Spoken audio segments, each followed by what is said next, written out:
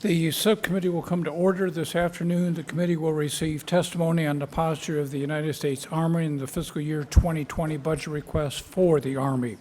Our two witnesses are the Honorable Dr. Mark Esper, Secretary of the Army, and General Mark A. Milley, the Chief of Staff of the Army.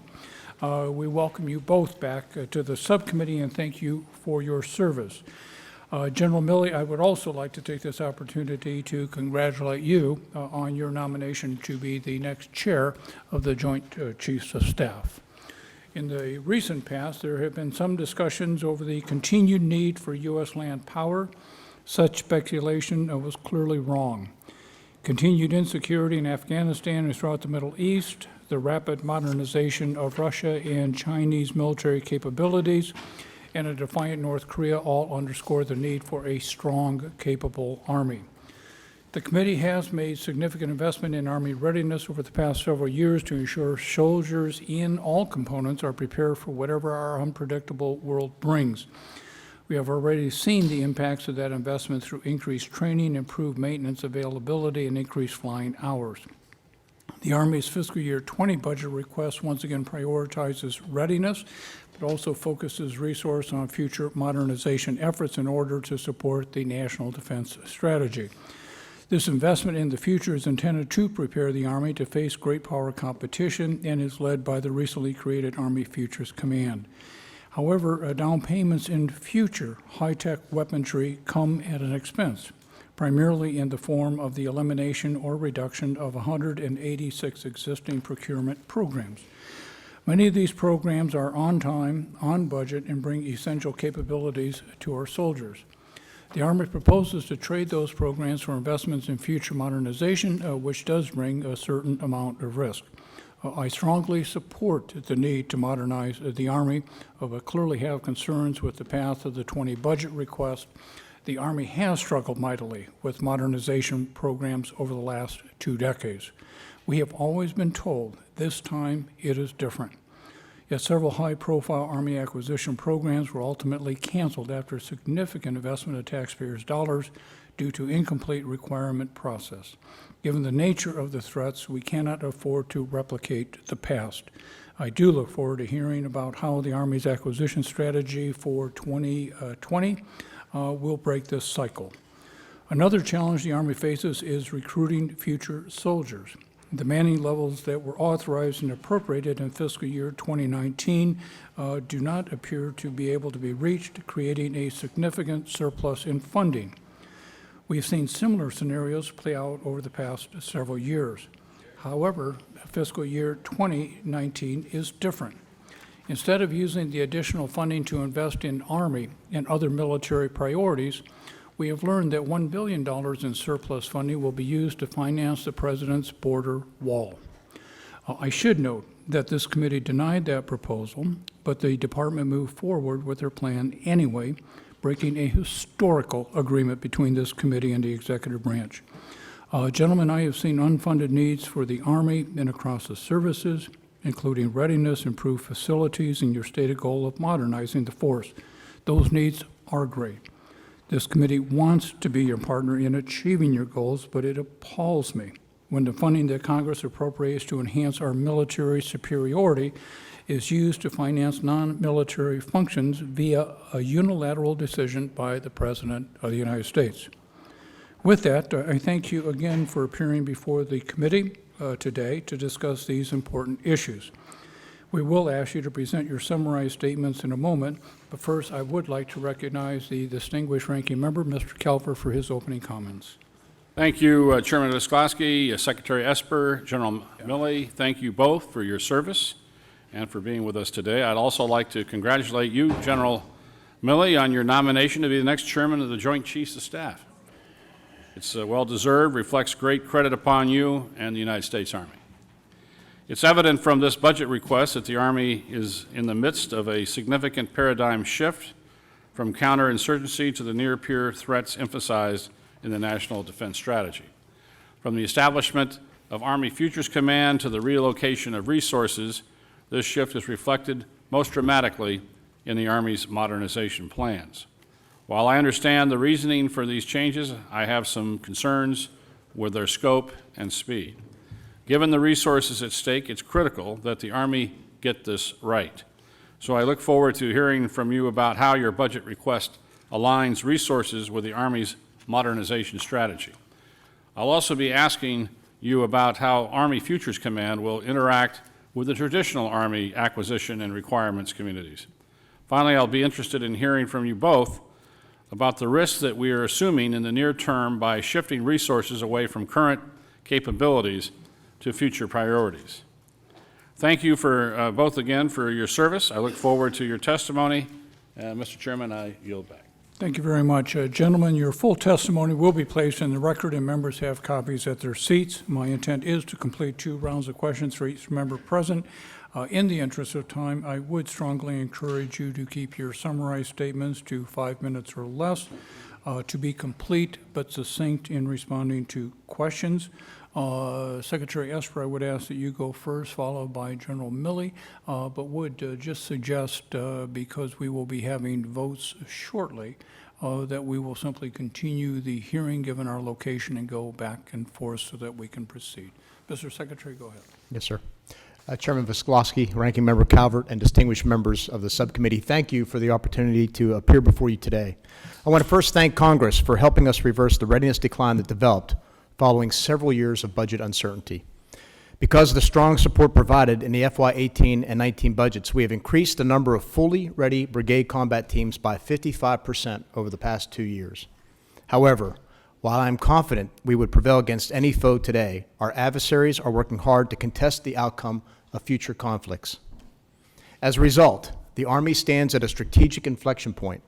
If we fail to modernize the Army now, we risk losing the first battles of the next war. For the past 17 years, the Army bore the brunt of the wars in Iraq and Afghanistan. For over a decade, we postponed modernization to procure equipment tailored to counterinsurgency operations. Our legacy combat systems, designed for high-intensity conflict, entered service when I joined the Army in the early 1980s. While they dominated in past conflicts, incremental upgrades for many of them are no longer adequate for the demands of future battle as described in the National Defense Strategy. We must build the next generation of combat vehicles now before Russia and China outpace us with their modernization programs. Despite Russia's looming economic difficulties, they are steadily upgrading their military capabilities. In addition to field testing their next generation T-14 Armada tank, they continue to advance the development of their air defense and artillery systems. And when combined with new technologies such as drones, cyber, and electronic warfare, Russia has proven its battlefield prowess. We have no reason to believe that Moscow's aggressive behavior will cease in the short term. Russia's blatant disregard for their neighbors' sovereignty, as demonstrated in Ukraine and Georgia, is a deliberate strategy meant to intimidate weaker states and undermine the NATO alliance. In the long run, China presents an even greater challenge. They continue to focus their military investments in cutting-edge technologies such as artificial intelligence, directed energy, and hypersonics. Beijing's systematic theft of intellectual property is also allowing them to develop capabilities cheaper and faster than ever before.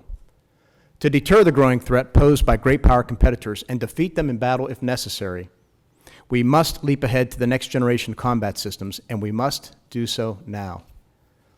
Over the past year, the Army took a major step forward in reorganizing its entire modernization enterprise with the establishment of Futures Command. In doing so, we stripped away layers of bureaucracy and streamlined our acquisition process while achieving unity of command and greater accountability. Guided by our 6 modernization priorities, Army Futures Command is hard at work developing the systems needed to maintain battlefield overmatch in future conflicts. When we reviewed our budget this time last year, we felt that it was unreasonable to ask Congress for the additional $4 to $5 billion needed annually to fund our modernization, without first looking internally to find the necessary resources. As a result, the Army senior leaders took an unprecedented initiative to comprehensively review every Army program. Our goal was simple: find those programs that least contribute to the Army's lethality and reallocate those resources into higher priority activities. After over 50 hours of painstaking deliberations, we eliminated, reduced, or delayed nearly 200 programs, freeing up over $30 billion over the next 5 years. We then reinvested this money into our top priorities, those systems and initiatives we need to prevail in future wars. The Army will continue to ruthlessly prioritize our budgets to provide a clear, predictable path forward that will achieve our strategic goals. That process is underway now as we develop next year's budget. Support for the Army's FY20 budget is critical to building the Army the nation needs and demands. Those who are invested in legacy systems will fight to hold on to the past while ignoring the billions of dollars in opportunity created by our investments in new technologies and what it means for the Army's future readiness. While change will be hard for some, we can no longer afford to delay the Army's modernization. We believe we are following the sound guidance conveyed to us by many of you. In this era of great power competition, we cannot risk falling behind. If left unchecked, Russia and China will continue to erode the competitive military advantage we have held for decades.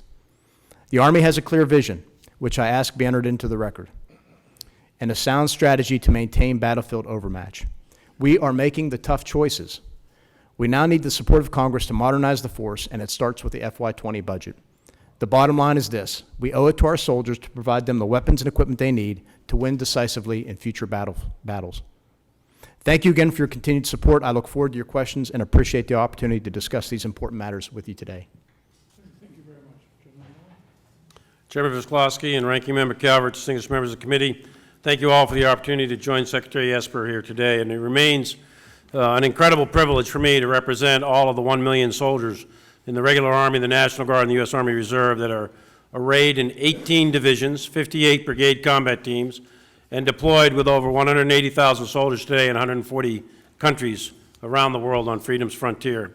While much of our testimony today and your questions are going to focus on the Army's challenges and how to make us stronger and more lethal, it's important to note up front for the committee, for the entire Congress, for the American people, our allies, and perhaps most importantly for our adversaries.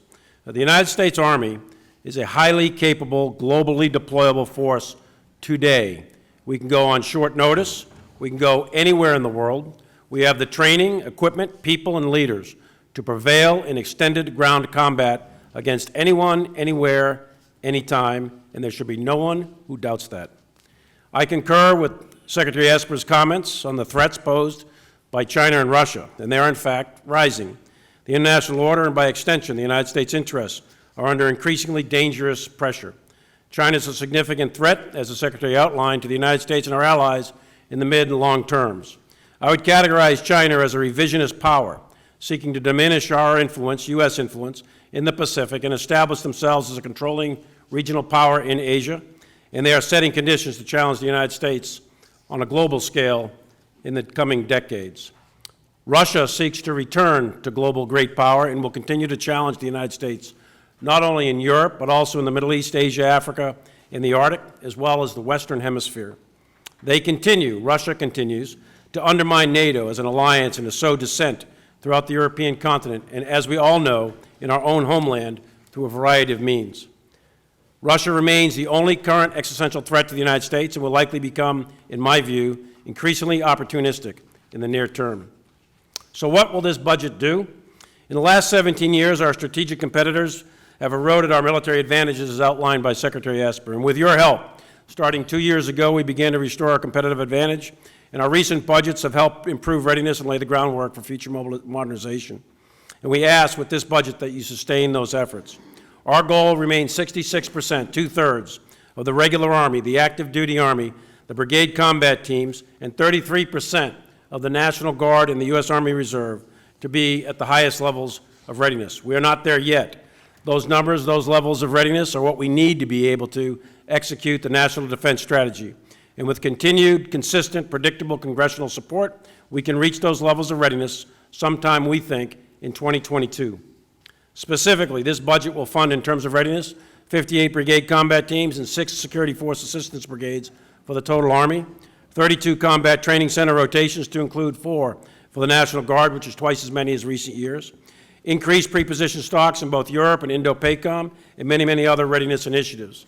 In terms of modernization, this budget is really going to fund future readiness in terms of across our 6 modernization priorities, which include 31 specific programs, 50 high priority programs, and another 100 for which we consider are must funds. In short, this budget will increase the Army's lethality in the near term and set conditions for increased lethality of the Army in the future.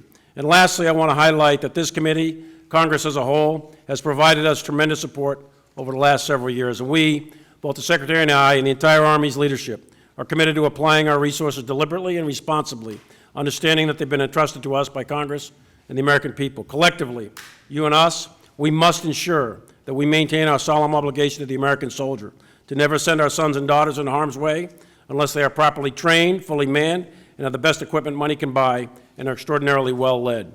We believe that strength provides deterrence and preserves the peace in terms of great power competition and the awful potential for great power war.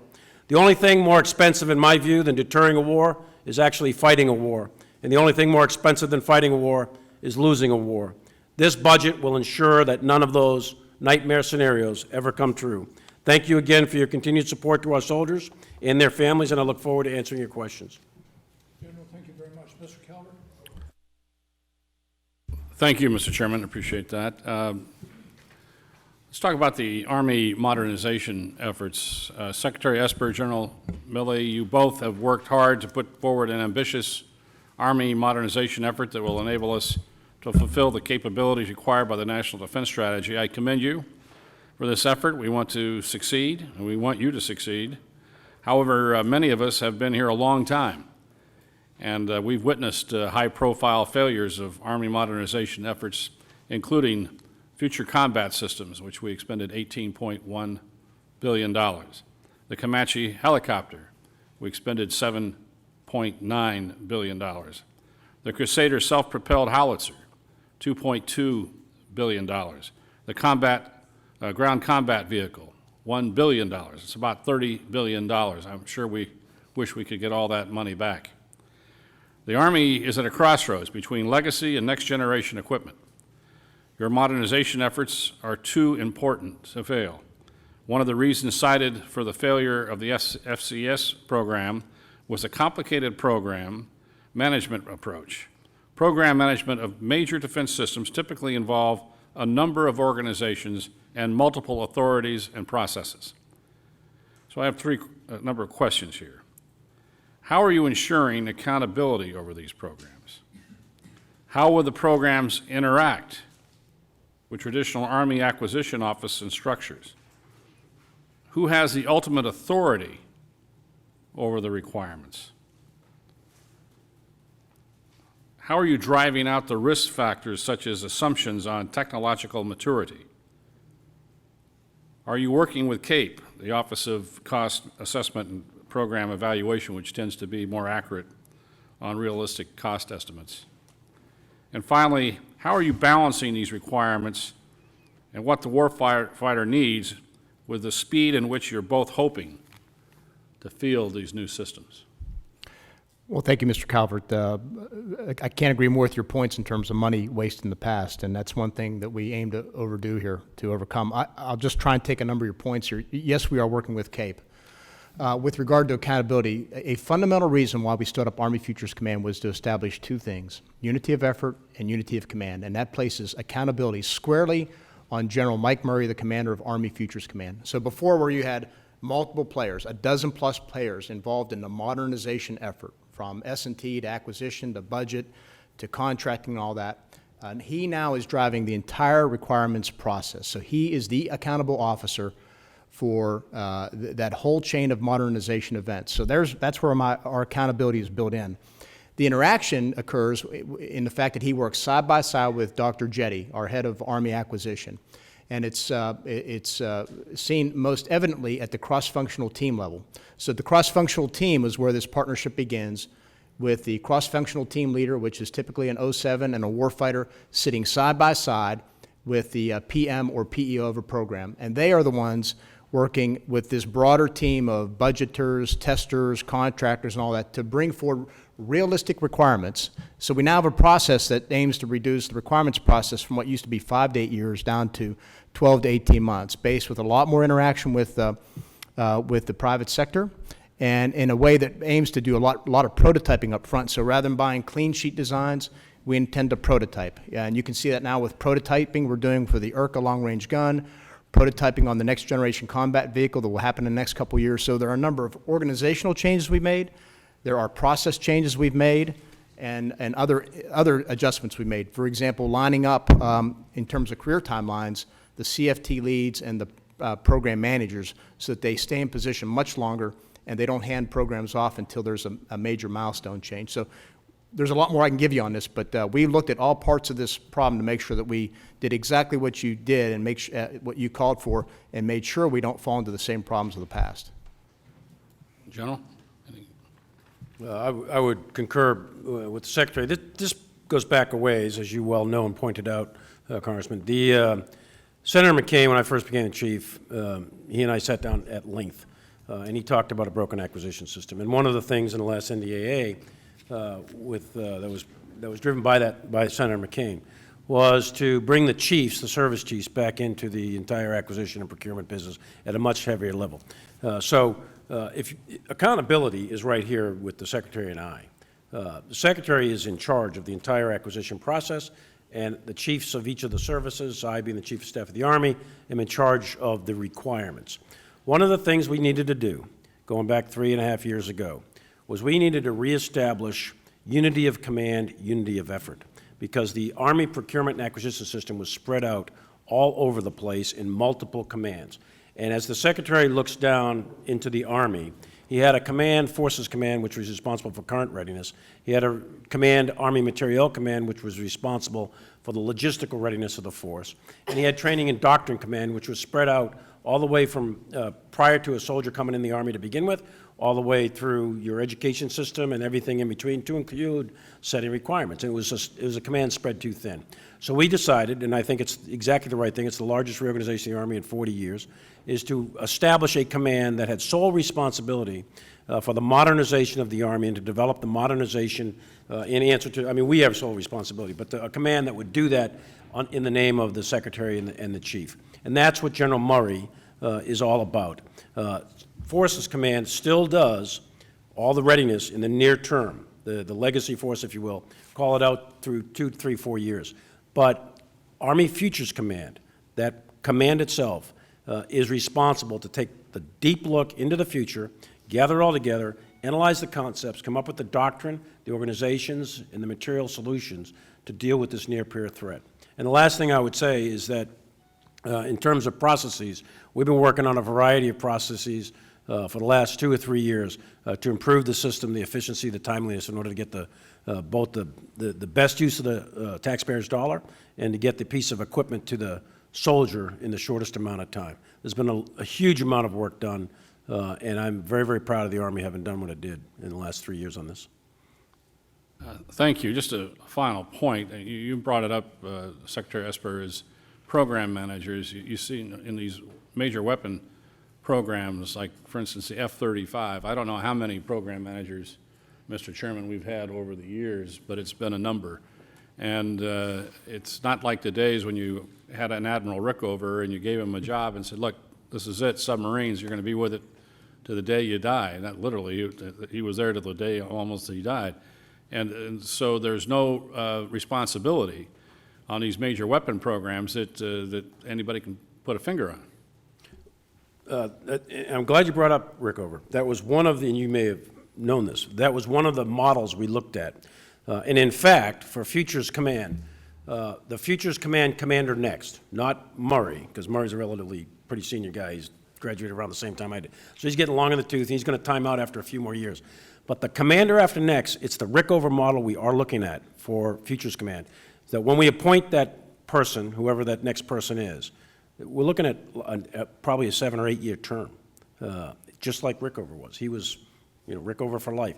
And that's kind of what we want in the Futures Command, is that continuity of effort over multiple secretaries, multiple chiefs.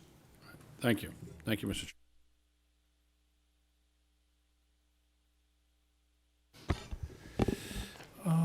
I would like to take my time first round now, simply because I would like to follow up on Mr. Calvert's line of questioning, but in a different vein. One, it's the committee's job to pay for modernization. And I do appreciate that the department has come in with 186 recommendations as far as reductions. My concern, and we've had conversations about this in the past, is that there is, if you would, a gap, that some of the modernization will start, there's some of the cuts that will start in '20, but some will significantly increase in '21 and the out years. And my concern, because Congress is a partner and has been at fault here when the Army is right on an acquisition, is we can't say no to a cut. Or we can't say yes to a cut. And so my first question is, I assume you have talked to vendors about the adjustments that will be made as far as determination, reduction in programs, the new ones, and try to even out, if you would, the industrial base and the production schedule. What about the members and senators in those districts and states? Are you having those conversations too, to plow the field for us when we get on the House floor? I think of a Chinook helicopter. I have heard from a number of people from a particular state that they are not happy with that particular change. And I'm not saying it's good or bad. Vendors, because they may have a job in that state or another state, may have a different opinion. Is the Army seeking out some of these members and doing an educational program that really, we're not going to repeat the past, and we really aren't going to need this program in the future, and there is going to be that uncertainty in the middle years. Are you doing that? Because when we get to the House floor, and I've reiterated, we've had some very unpleasant experiences because we give you new money. The theory is we pay for it with cuts, and by the time we get done with the bill on the House floor, there's no cuts. And we have to find more money. And I'm not suggesting anybody's doing anything untoward, but I don't want to get in a trap. So, Mr. Chairman, on your last point first, that's why I said up front, we could have come to you and said, I need $5 billion more to modernize the Army. But I think that with a $182 billion budget, we can find savings. And that's what we did. It's not that the programs we cut, eliminated, delayed didn't have any value. The fact is, in many of them, we were either producing too many, the upgrades weren't worth the cost. It was a duplicative effort in some ways, if you will. But to your first question, obviously the budget is not available for any public release or discussion until it's released, and that was 6 weeks ago at this point, I guess. But in the days immediately following this, several Army senior leaders reached out to some of the companies, the CEOs directly, those who took some big hits in the budget, and had a discussion with them about where we're going and why. I'd say prior to that, the chief and I have probably met multiple dozen times with CEOs, either privately or in large groups, to explain where the Army was going. We tried to be very clear about our 6 modernization priorities and the 31 programs associated with them, and that those were not changing. So we wanted to give them predictability, because that's where we're going. What we try to do, and certainly in the case of 47s, I know that company was aware because they came and spoke to me months in advance. We said, this is where we're going, this is why, this is our game plan, and try to lay out what the future is to get them to move to the future. I mean, could you imagine what the Army would look like in the 80s or 90s if Army leaders hadn't made the steps they made in the 70s to really move to the Bradley and the Abrams and the Black Hawk and the Patriot? So that's the move we're trying to make now. These systems have been with us for 4 decades. You talked about the risk of doing this. There is a great risk and a very clear risk in not doing it, because these systems will not hold up.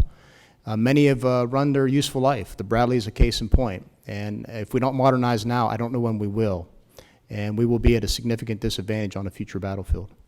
Could I ask, as you've mentioned the conversations you've had with the vendors and contractors, they're not going to vote on this bill or on those amendments not to make that cut. Are people from the department going to be, again, an educational program? Here is why we are doing it. Here's what the future likes, so that, again, the ground can be laid here? Yes, sir. We've done that in multiple speeches, in multiple presentations. Again, I've done it privately. I've done it in small groups with CEOs and companies. We have not done. I've done some outreach with members, but not as much. But certainly with the industry, absolutely. I would encourage the department to think about individual members, Sure. delegations, and locations. If you want to be successful, we have to win those votes on the House floor. The second question I would have, and then I'll defer, is a significant number of the reductions, and again, I'm not arguing with them, are, given the department's budget, relatively small. In one program for fiscal year '20, $6 million.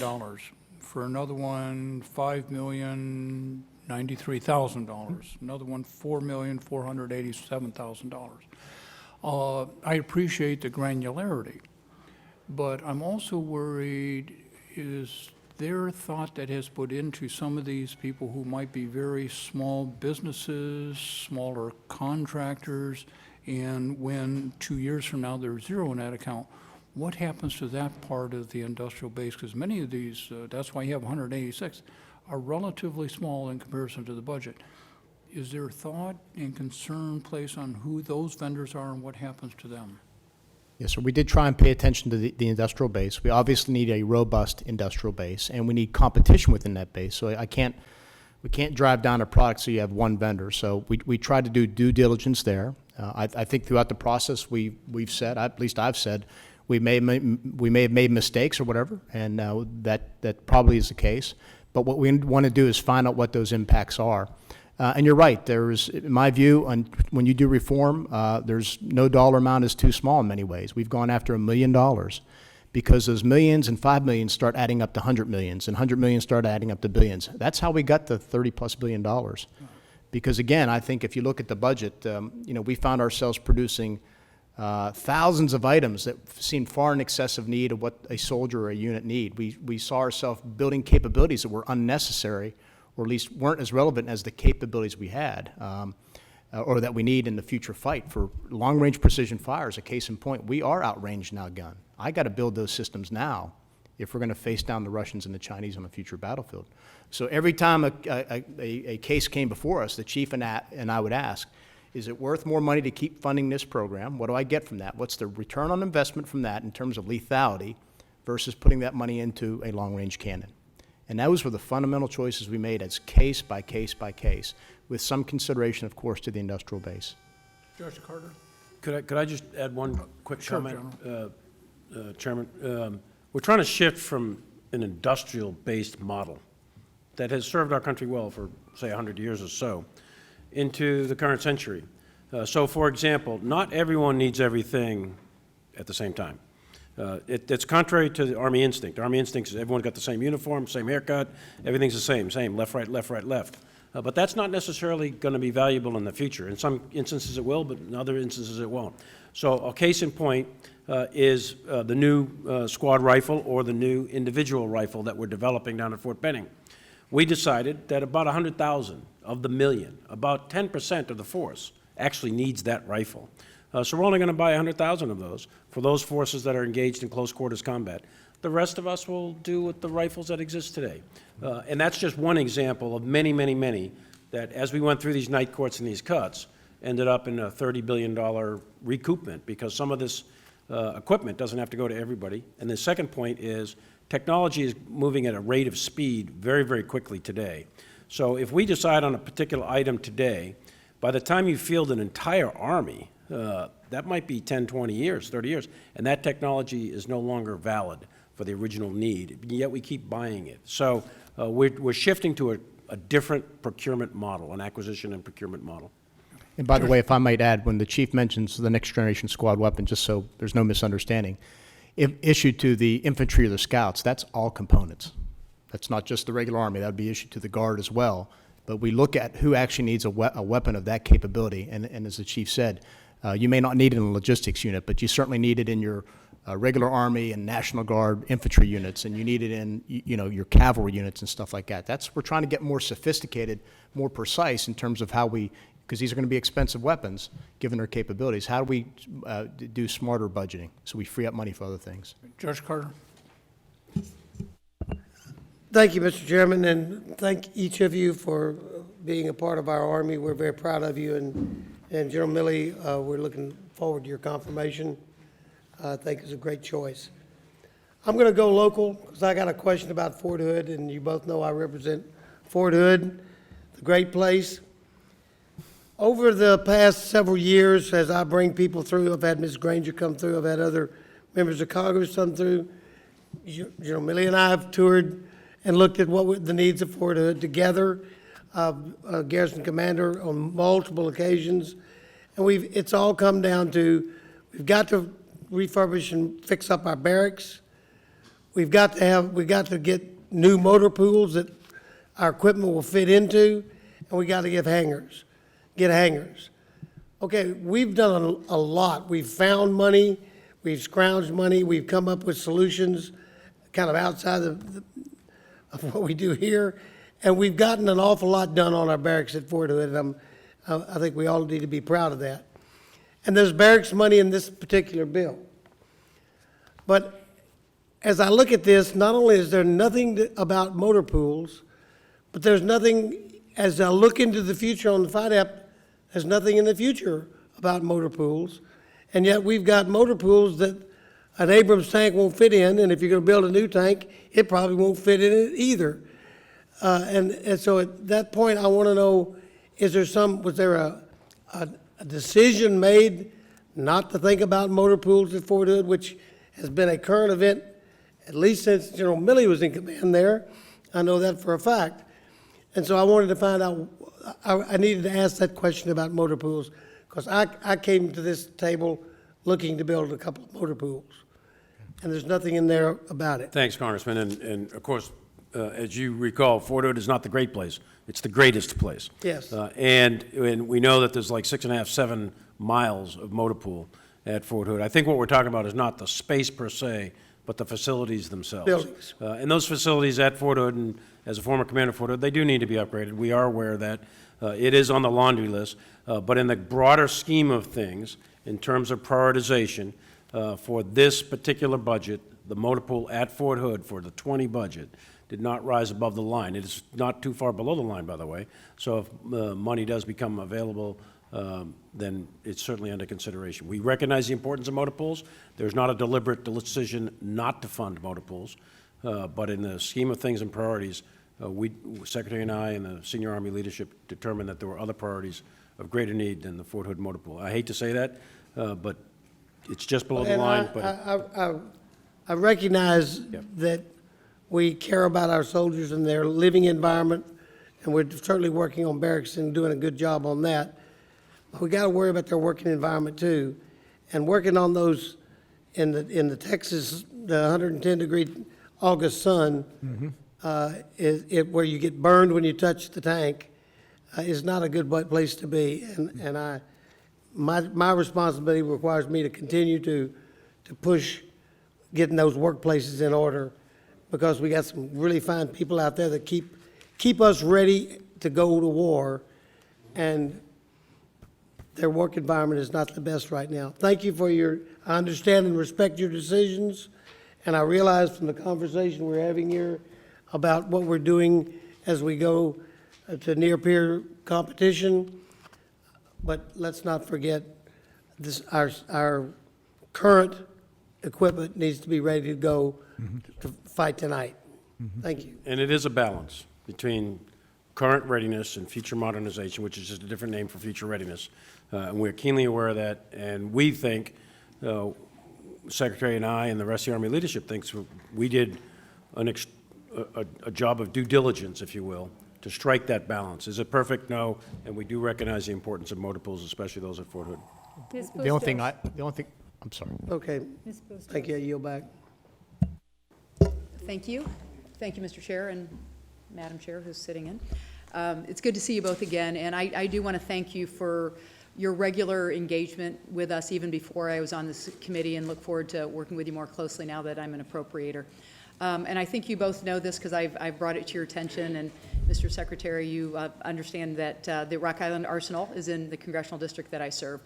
And for my colleagues here in this room that have not had the pleasure of visiting what I think is a pretty awesome place, in addition to Fort Hood.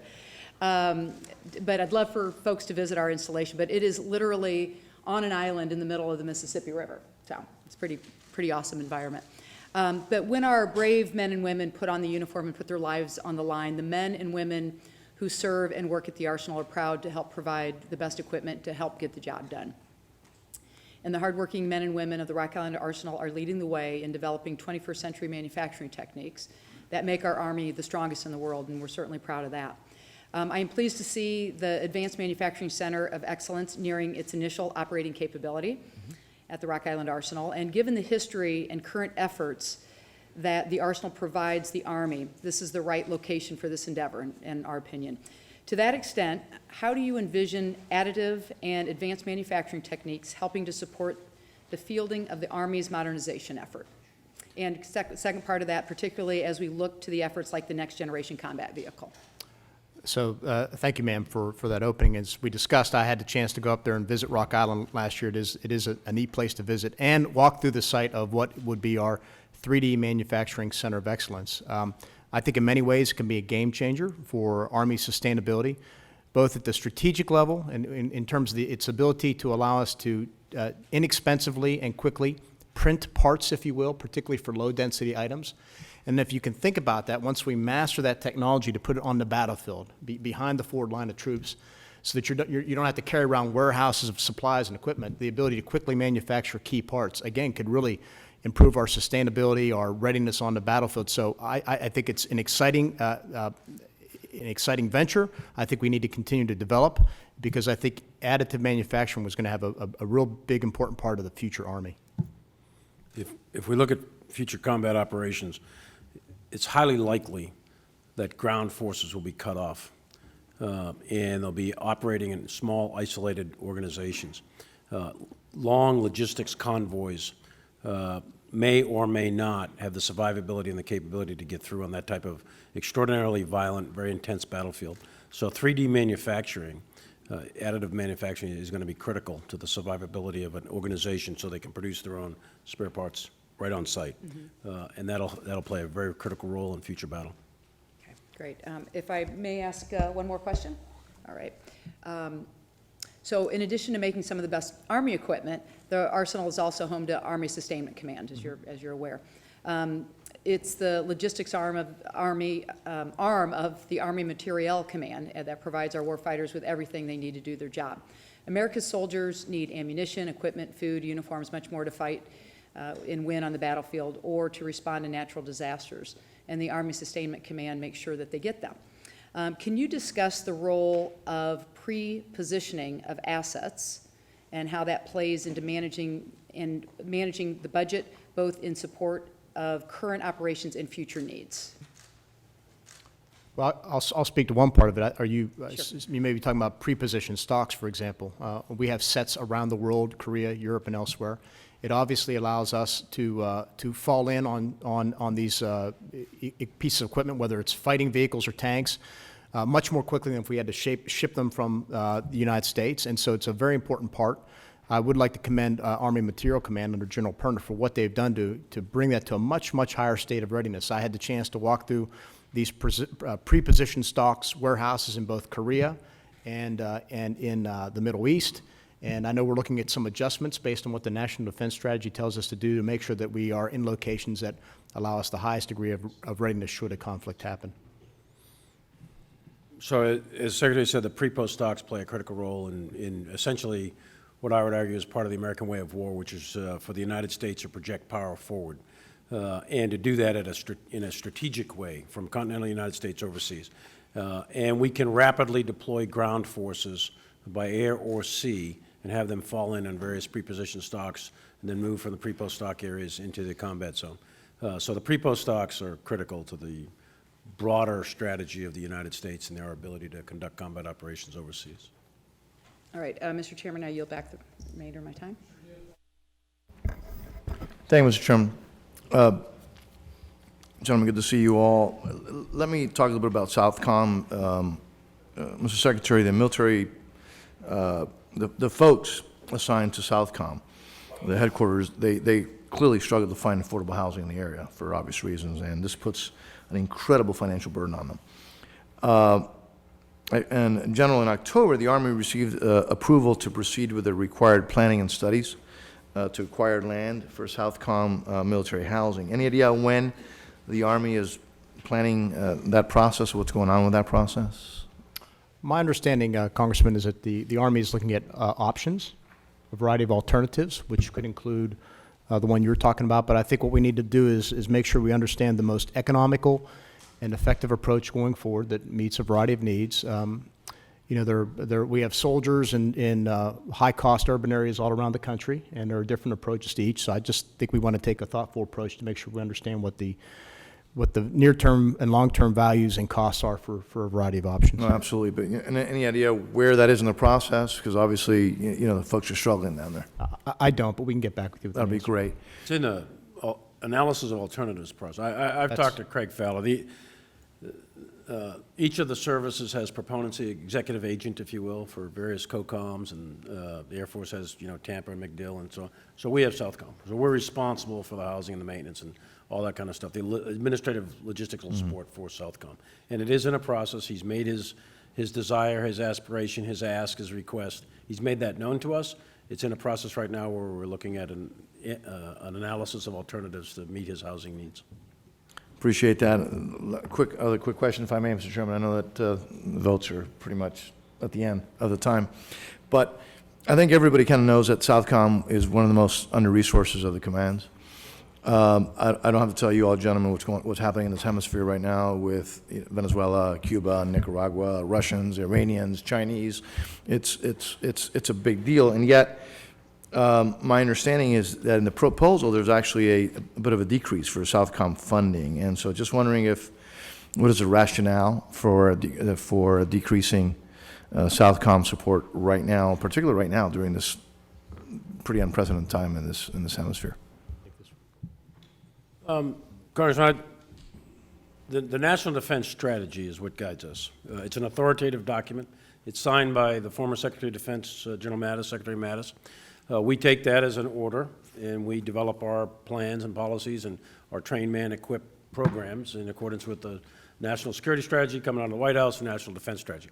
The National Defense Strategy clearly states, unambiguously, that the priority is China and Russia, and then everything else falls after that.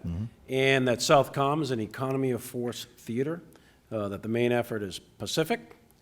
I'm putting this in military language, so to speak, but the main effort is Pacific, followed by Europe, and then third would be the counter the violent extremist and counter-terrorist operations that are going on in the Middle East. And then, after that, comes Southcom and AFRICOM. But those are orders to us, so we prioritize in accordance with those orders, and that's why you see what you see in the budget.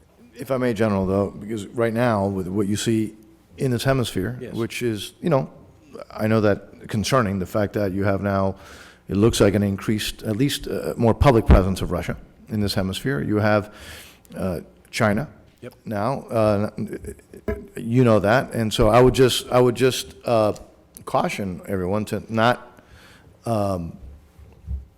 underestimate the threat. I think that the threat that we are facing right now in this hemisphere, and I may be wrong, but I don't think so, is frankly equivalent to, and dealing with, again, not only Russia and China, but others, including Middle Eastern presence, is as big of a threat as anything that we're seeing anywhere around the world right now. And so I just hope that we're aware of that. I think we are, with Southcom and Admiral Fowler down there, and the forces and the intelligence services that we have, I can assure you that we are keenly aware of the threats in the Southcom area of our responsibility. Thank you, Mr. Chairman. First thing, I want to acknowledge both of your leadership as far as, I know your theme, I think, General Readiness and Modernization, and Secretary Esper working together as a team. I think you're one of the better teams we have in our area of national security. I want to get into the issue of hypersonics. Other than, in my opinion, other than maybe nuclear weapons, hypersonic is one of the most serious threats to our national security. At a budget hearing yesterday, Secretary Wilson indicated the various branches of our armed forces are working together to develop an offensive hypersonic capacity, and I believe those are slated to enter initial operating capability in FY21 and 22. And Secretary Griffin, I think, has also stated those are the dates that they're focused on. Secretary Wilson indicated that the Army's role in this effort is the hypersonic shell, so to speak. Now, we know that there's also a offense and a defensive component here. If you could discuss that. And also, can you provide additional details on the Army's role in collaborative process And do you feel that industry is making the right steps to have the capacity to affordably build hypersonic weapons in order to meet the FY21-22 initial capabilities? Yes, sir, thank you. If I had to list a handful of technologies, hypersonics would be up there, along with directed energy, for example, and artificial intelligence. It is indeed true that the Air Force, Navy, and the Army are working together on this. Secretary Wilson, Spencer, and I worked this agreement out many months ago, where we had separate research going on with regard to hypersonic weapons, and we decided by pooling our resources and our efforts, we found that each had a different piece of the puzzle that we could utilize. We are investing a lot of money into hypersonics in order to fulfill the demands of our number one priority, which is long-range precision fires.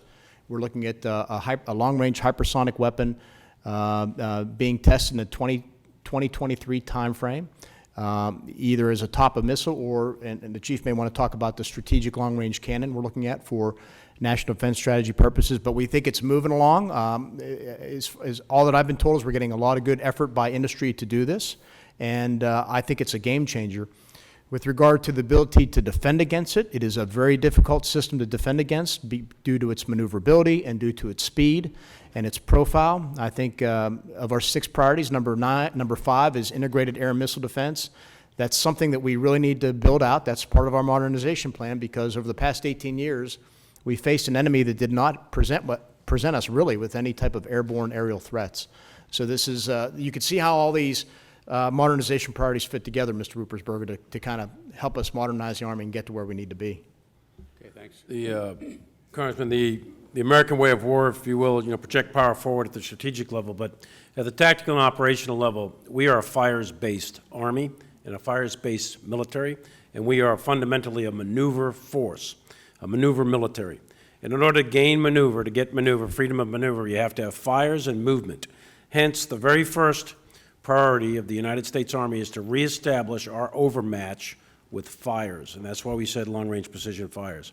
Between the IRCA program, the extended range cannon artillery, and the PRISM, the long-range cannon, to include hypersonics is another piece of that, and upgrades to our ATACMS, MLRS, and GMLRS programs.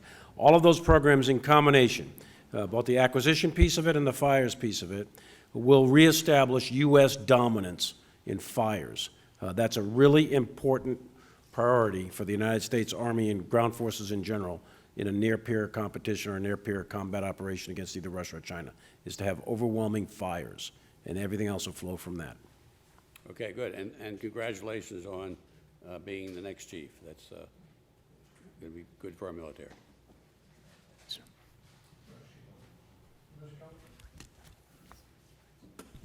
Thank you, Mr. Chairman. I'd like to talk about the future vertical lift.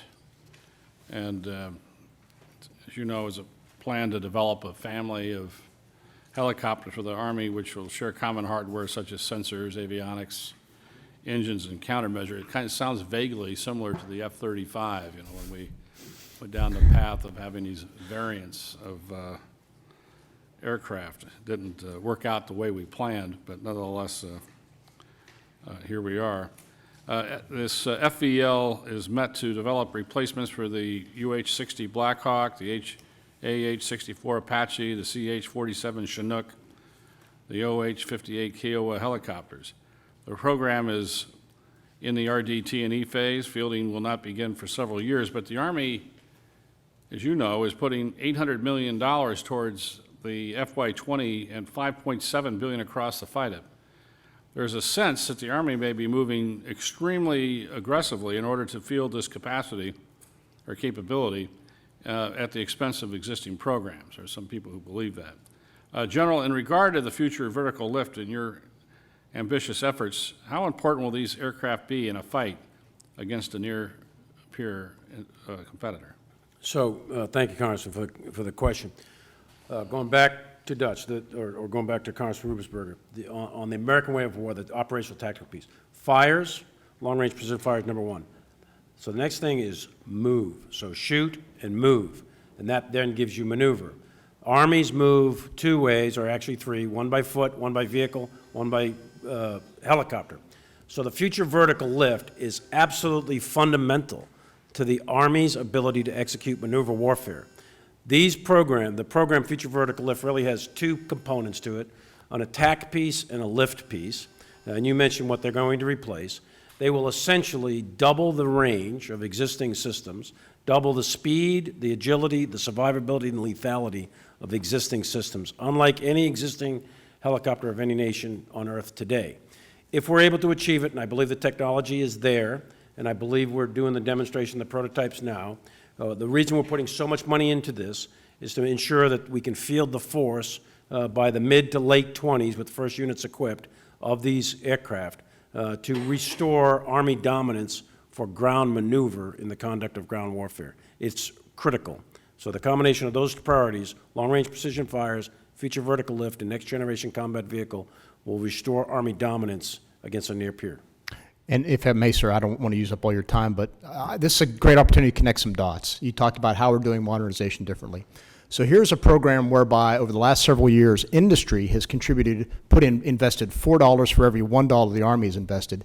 And we now have 2 prototypes flying with regard to future vertical lift. And it shows just a great partnership that we've developed by giving predictability, by emphasizing future vertical lift. The second point you made is there's concern out there, maybe an atmosphere about are we moving too quickly and maybe neglecting the current fleet. The current fleet we have will be with us for decades. So the CH-47s are the youngest aircraft, on average 8 years or less.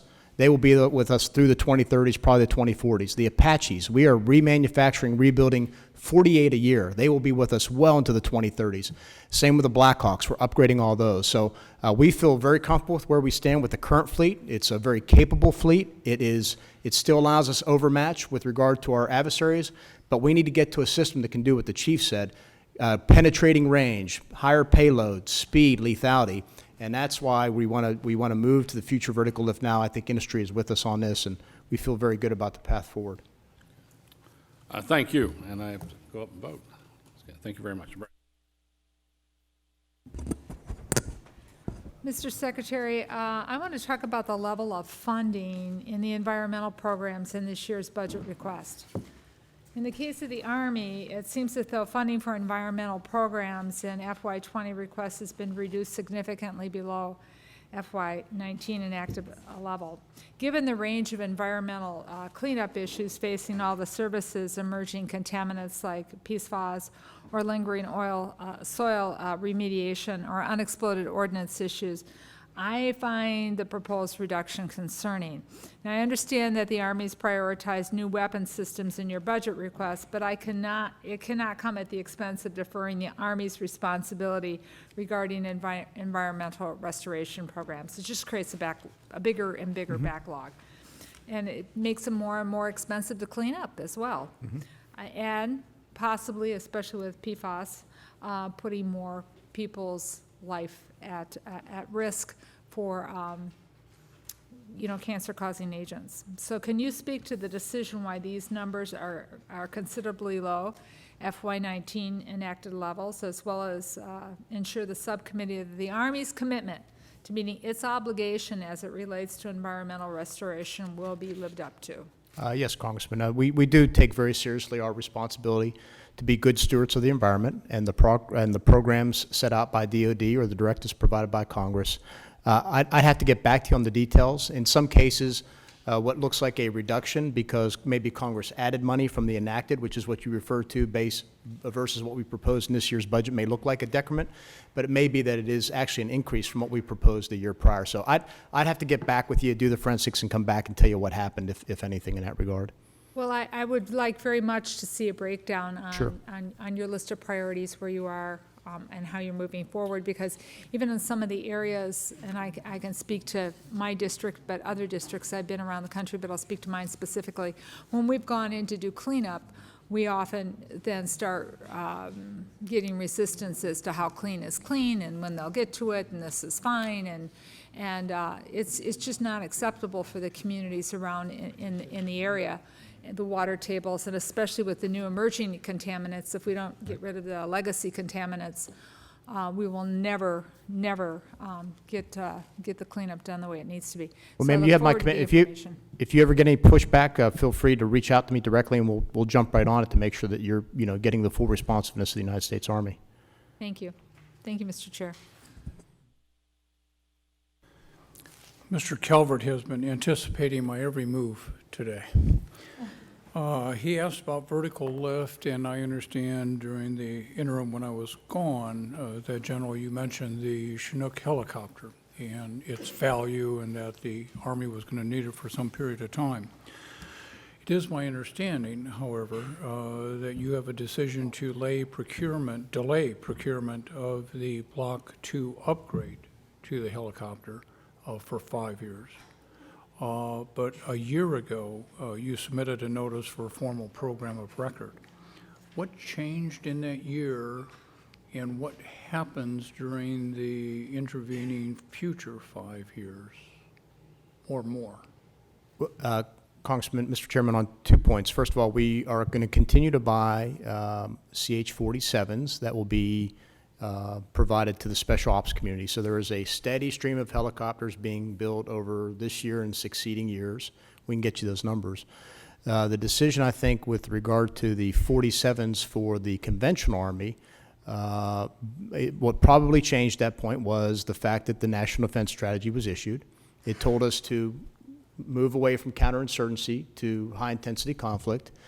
And as we looked at the fleet of aircraft we had, we knew that we needed to upgrade what we call the Black Hawk, the Future Long-Range Assault Aircraft, and of course, more importantly, the Future Attack Reconnaissance Aircraft. That we needed a capability that could fly at great distances, at great speeds, and penetrate, let's say, Russian air defense systems. And so it shifted what our needs were for the out years. Plus, when you look at the portfolio of aircraft we have, we know that the 47 is the youngest aircraft in the entire fleet right now. It'll be with us for decades at this point. And so we figured that we can manage the portfolio better by looking at the future needs based on what the National Defense Strategy told us. That's what changed. That's what, frankly, what changed a great deal of our portfolio was the shift in accordance with the National Defense Strategy, that directive to prepare for near-peer or peer level competition. On the European Deterrence Initiative, the fiscal year 20 request is $600 million lower than last year. Could you explain the rationale for that reduction, General? DoD-wide, I'm not 100% sure on the numbers, but I know the Army's got $3.9 billion, I think, of that EDI. And that is primarily going to exercises. It's going to some infrastructure pieces over there. It's going to the pre-positioned stocks, and a few other piece parts are embedded within that. We think that's a healthy amount of money for the purpose of deterring any further aggression in Europe. As far as the cuts go, it's my understanding the reduction in the money came from the completion of projects. It wasn't so much a cut as it was a completion of projects. I can get you the exact detail on what was completed, but I believe it's housing, both in Germany, I think, from memory here, and Italy. But let me come back to you with the exact accounting of the 400 or 500 or 600 million that was quote-unquote cut. I don't think it was cut per se. I think it was completion of projects. But if I could, I'd like to come back to you for that for the record. In the situation in Europe, would you, for us, compare where we are today from a year ago, 2 years ago, from your perspective, on the participation of the Allies, coordination, their abilities? Is there an improvement? Are we stable? Is there a decline? I'd offer a few things for consideration. One is I think NATO's an important alliance, and it has been, and I think that was reinforced most recently by the President and by meeting with the Secretary General of NATO, and then, of course, the Secretary General's of NATO's address to a joint session to Congress just the other day. NATO's been around, as you know, for 70 years now. They just celebrated their 70th birthday. And it is one of, it's not the only reason, but it is one of the critical or one of the significant causal factors that's allowed or prevented great power conflict on the continent of Europe. That's important, and people should remember that. And with all of the difficulties and challenges that NATO presents, and there's many, and I have been a NATO commander in Afghanistan with all the NATO member states contributing to forces in Afghanistan. There's all kinds of issues in an alliance like that because every state, every member nation has its own interests. But there's only one thing worse than fighting with allies, and that's fighting without them. So having allies in in a team matters, and it's very, very important. Relative to the principal threat of NATO, which is further Russian territorial aggression and undermining of NATO, NATO has significant capabilities. Do all members meet the 2% GDP defense spending? No, they don't. But as Secretary General Stoltenberg said the other day, the efforts of this government over the last 24 months has resulted in a significant increase in the amount of money that the NATO member states are contributing. So that's important as well. So all of the 28, 29 member states of NATO, only a few meet the 2% or greater in their GDP. But there is a significant movement in that direction in the out years. But NATO is an important alliance. We're a critical member. We are the linchpin of NATO, if you will. And I believe that the EDI is a critical component of the U.S. contribution to NATO.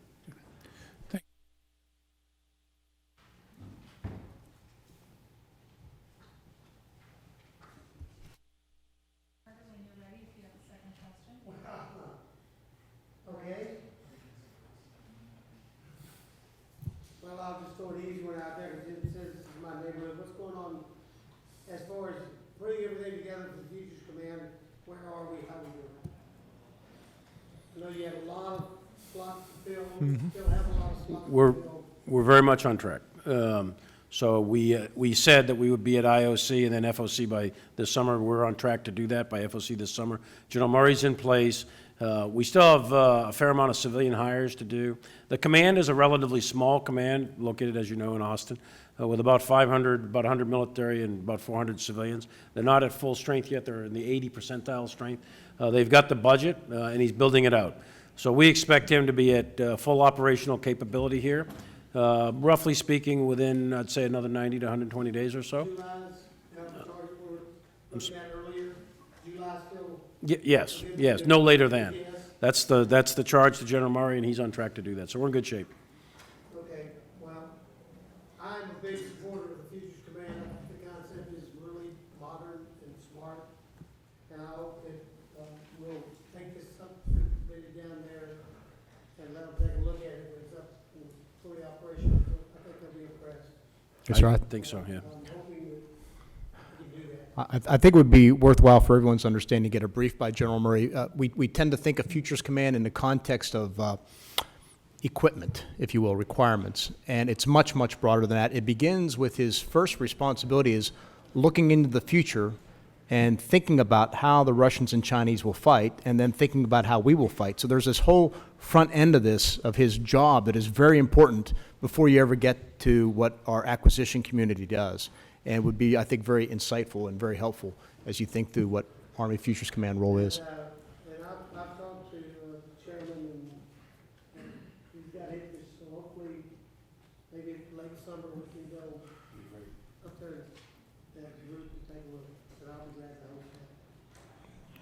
Thank you. Yes, sir. Summer in Minnesota is even better. I want to ask you about the Army's infectious disease research and malaria vaccine, something I know a little bit about, having traveled and having a father served in World War II who had malaria. Once you have it for your life. U.S. military personnel is increasingly being deployed again in areas of the world that are prime locations for malaria transmission, Asia, Africa, and given that malaria remains the #1 infectious disease threat for troops deployed in these regions, and we know that we have issues with compliance, whether it's State Department, military, even Peace Corps volunteers, because of some of the side effects from these diseases, it remains critically important that the Army's research on malaria vaccines continue. I'm concerned in the FY20 budget that the justification appears as though the funding for the project that conducts the malaria vaccine research program is being realigned into other projects. Given nearly all the most effective, widely used anti-malarials were developed in part by the U.S. military research team, I find the possibility of losing momentum in research extremely alarming when it comes to malaria. Can you tell me how in the FY20 budget, what it contains specifically for malaria vaccine research, and assure me that the FY20 funding and beyond will continue a robust malaria vaccine program to continue within the Army's research area. Because you've done it so excellently in the past, the Army and the world are counting on you to continue to do it. Congresswoman, the Army does do a lot of research into infectious diseases. I can't give you the specific numbers for this program. I'll have to get back to you. I will tell you, with all of our research, what we're trying to make sure that we do, that it's all focused on lethality, survivability of the force, all those things we need for readiness. I don't know if your facts are correct, whether there was another program or something. We'll just have to get back to you and give you a full explanation. Well, Mr. Chair, you're going to get back to us as soon as possible. Sure. As we're going to start moving forward on this. And with climate change, malaria is only going to continue to spread and become more of an alarming disease, which can really cripple people. But at the same time, not to do anything as if progress is being pushed forward to stop research or to slow it down would be foolish in my opinion. So I look forward to fully understanding your rationale and what you're doing. Thank you, Mr. Chair. Congresswoman, I believe, I don't believe, we'll get the numbers. I don't think we're stopping research on malaria. I think there's a couple $1 million pumped into the malaria Well, research. I said slowing down or stopping. Okay, yeah, because we're not starting. Slowing down sometimes stops things. Roger, but what we understand, the Army understands that infectious diseases cause more casualties than bullets. In historical war, the 1918 flu took a lot more people, killed a lot more American soldiers than the Germans did in World War I. World War II infectious diseases that your father fought in, they were very debilitating. Vietnam the same. And we continually do research on infectious diseases. We are keenly aware of the debilitating effects of infectious diseases on deployed Well, combat your troops. justification, if you read through it, and I'm sorry, Mr. Chair, to reiterate this again, it really appears to me, looking through the funding, that the project in malaria research is being realigned into other projects. So, and maybe it's just malaria research moving into another line, and it's still all covered. But my view of it, I don't see it. And as I said earlier, you don't have to explain that to me. You know how it impacts a soldier long time after they're home. Right. Having lived with someone who did have reoccurrence of malaria when I was a We'll child. get you the answers. Thank you.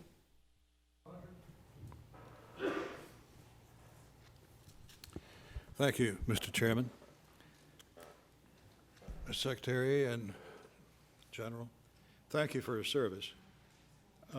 Let me ask a question of General Milley. More in his upcoming role than his present role. We've got a problem, a big problem, between DOD and VA. Many of the soldiers coming back through the hospital, for example, in Germany, when they get back home as a veteran, they can't get access to their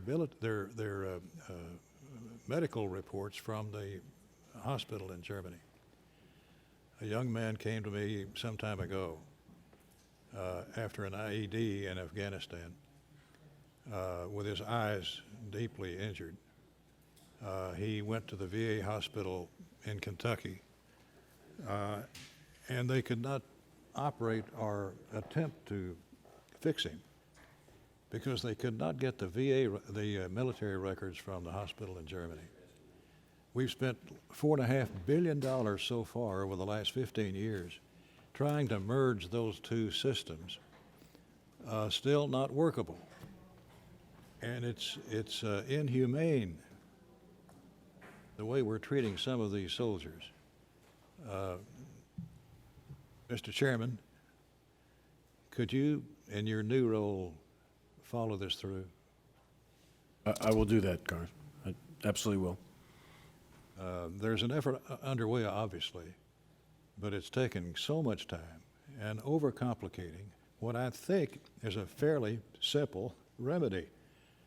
And that's a common language between these two computer systems and the bureaucracies on both sides of the question. I'm not going to disagree with that at all. I've seen that in spades with dealing with WinT, the network, all kinds of computer systems and all the variety of IT systems that we deal with. This is one of many, and you are absolutely correct. Complicated, bureaucratic, needs to be fixed, can be streamlined. And let me take a specific look at this one, if you would. The VA hospital could not operate because they didn't know what had been done in Germany to his head, and he went blind because of that. Switching gears quickly, let me talk briefly about great power competition and the procurement of technology that's critical to our success in a potential conflict with a near peer adversary, and that's advanced camouflage technology. Not as glamorous as the next generation combat vehicle or Abrams tank upgrades, so forth.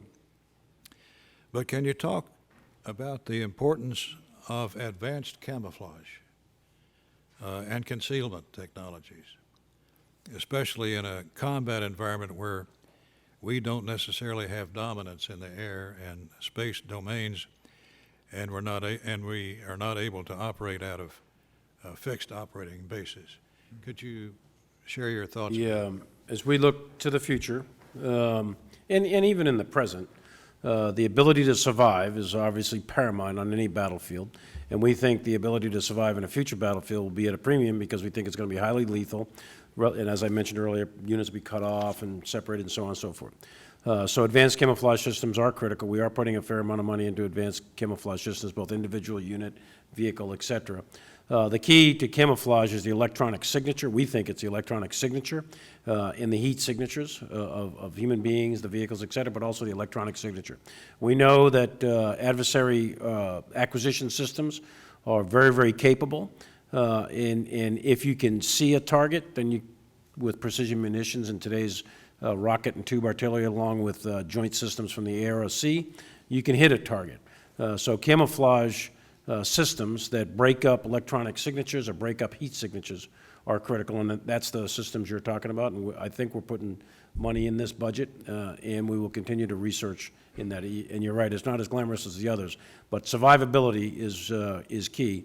As you look at our 6 priorities that the Secretary has laid out for us, long-range precision fires, the ability to shoot, then you got the move piece for vehicles and helicopters, and you got the communication piece, so shoot, move, communicate, that's the network. The next piece down is protect, and that's the integrated air missile defense system, but it also includes things like smaller programs like advanced camouflage systems. So it is embedded within the various programs that are underneath those priority bins. We're proud of you for your service so far, and we wish you very much success in the new role you're entering. Thank you. Thanks, sir. Yes, first, I want to talk about the issue of materials and extreme dynamic environment program. You familiar with that, General? It's probably, my question is to you. Regarding the materials and extreme dynamic environments, that's MEDE program run by Johns Hopkins University and the Army Research Lab. In 2017, you were quoted as saying, "The real sort of holy grail of technologies that I'm trying to find is material, is the armor itself. If we can discover a material that is significantly lighter in weight that gives you the same armor protection, that would be a real significant breakthrough." The Materials in Extreme Dynamic Environments program has developed advanced materials such as boron, carbide, glassy epoxy, magnesium alloy. These materials all reduce the size and weight of vehicle armor while enhancing protection. However, the Materials in Extreme Dynamic Environments program is slated to end after fiscal year 2021. My question, what are the plans for investing in follow-up basic research efforts to advance the development of new armor materials for our soldiers? In my opinion, we need to keep the research and development moving ahead in this area. Comments? The quote that you read back to me from a year ago is still valid. The materiel for armor, for vehicles, or for personnel for that matter, but really we're talking vehicles, that is the holy grail of the whole thing. So anything that we can make a 70-ton tank, for example, much, much lighter, say 30 tons or 35 tons or 25 tons, based on a material that gives you the same protective qualities as rolled homogeneous steel does today, but at a much thinner and lighter weight, that would be an incredible breakthrough.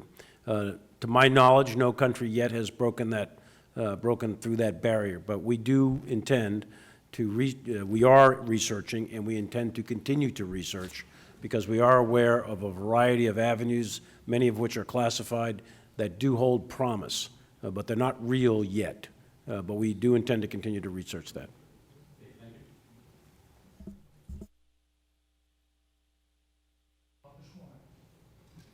Thank you, Mr. Chairman.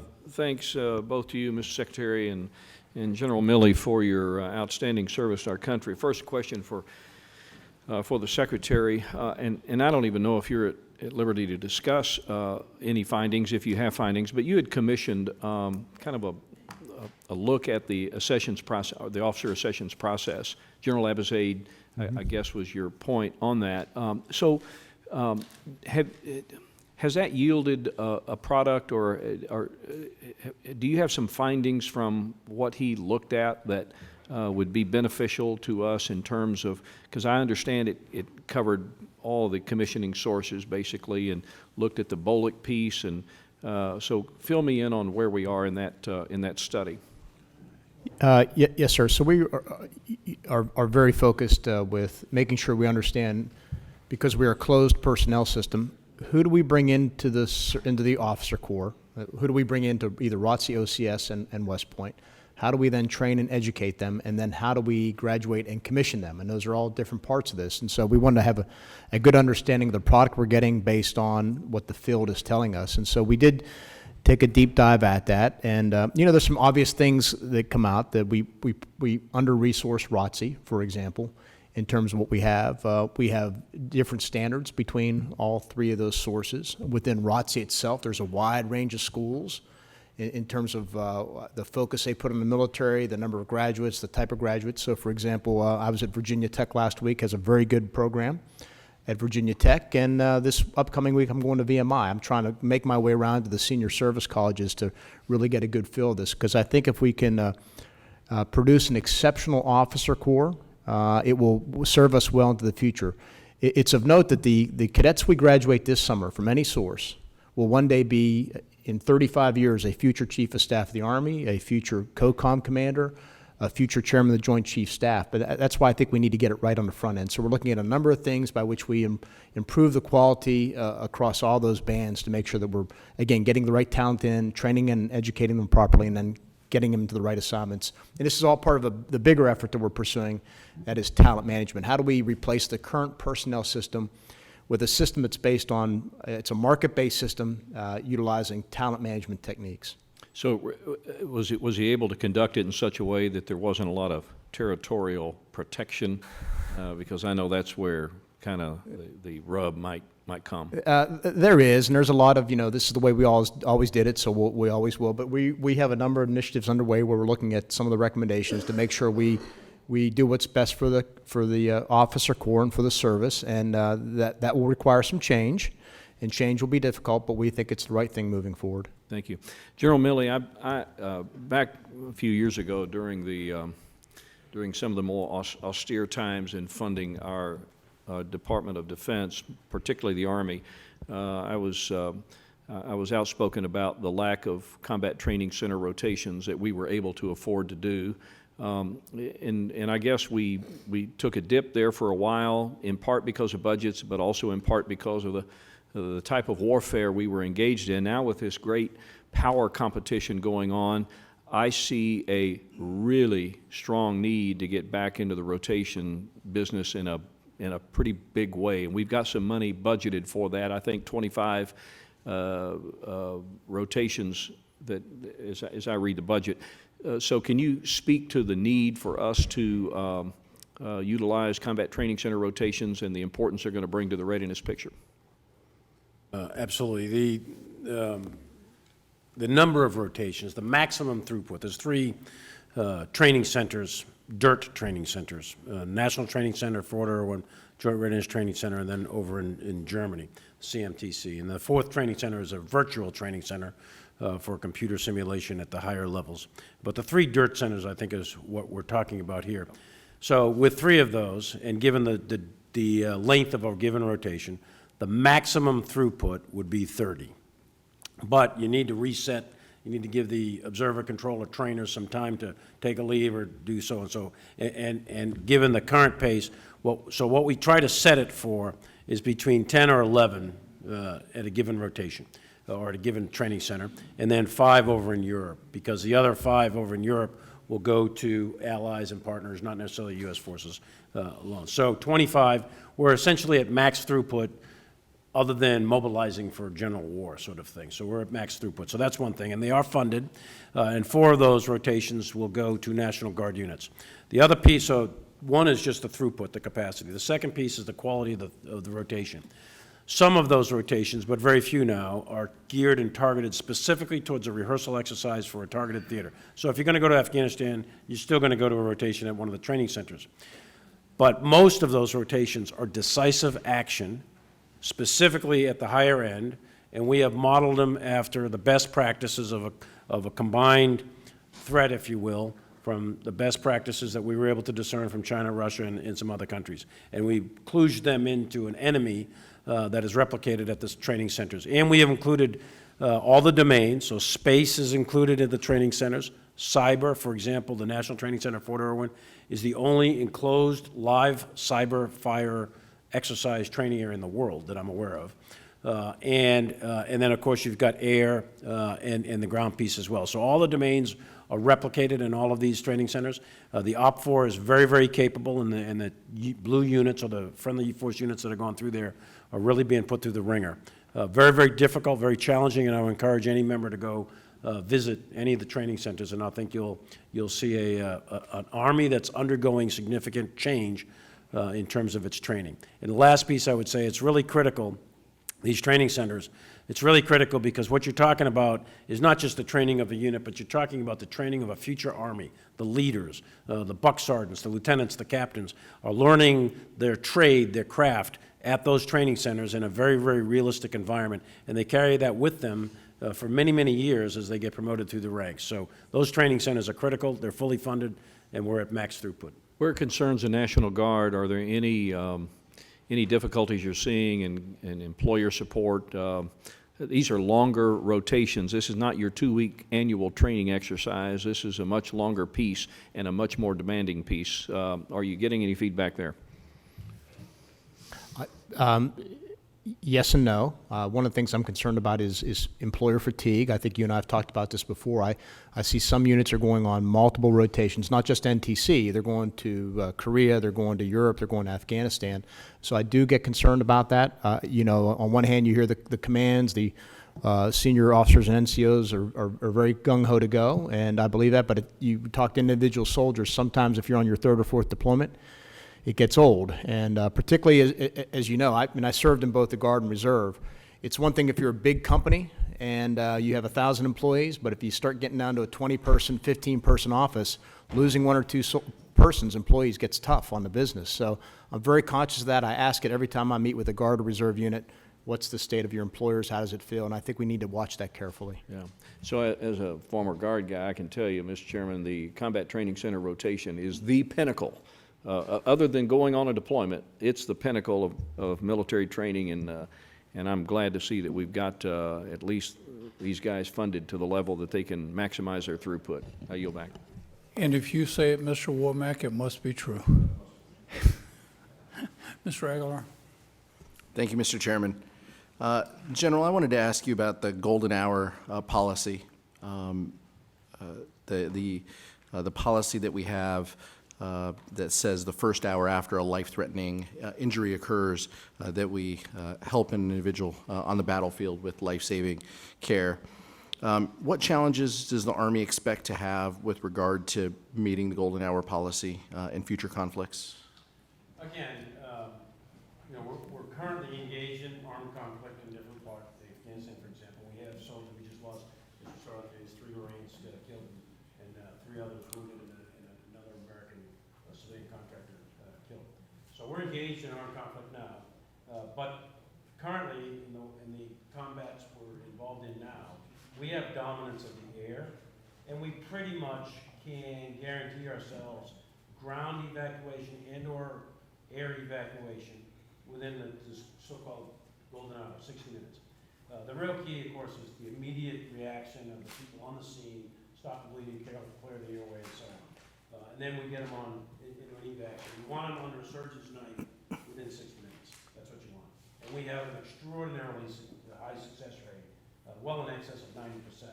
So that if you are wounded and we can get you to a doctor within 60 minutes, your probability of survival is well in excess of 90%.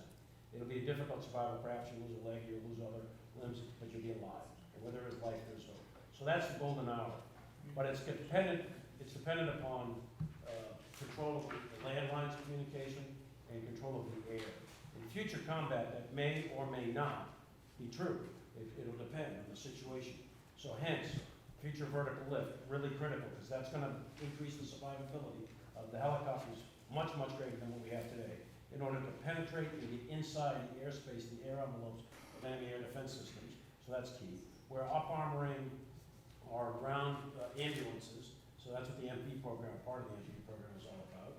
So that's piece parts of it. But also, equally important is to protect as far forward on the battlefield as we can as a basic medical principle of military medicine. So we want to get the forward surgical teams, the doctors and the critical care nurses, get them as far forward on the battlefield. So when I had a chance to visit U.S. advisors to the SDF on the outskirts of Raqqa, there was a fully funded or fully equipped, manned and equipped forward surgical team there with doctors, ortho doctors, critical care nurses right there to take care of wounded right from here to a couple hundred meters here. So to protect as far forward as we can.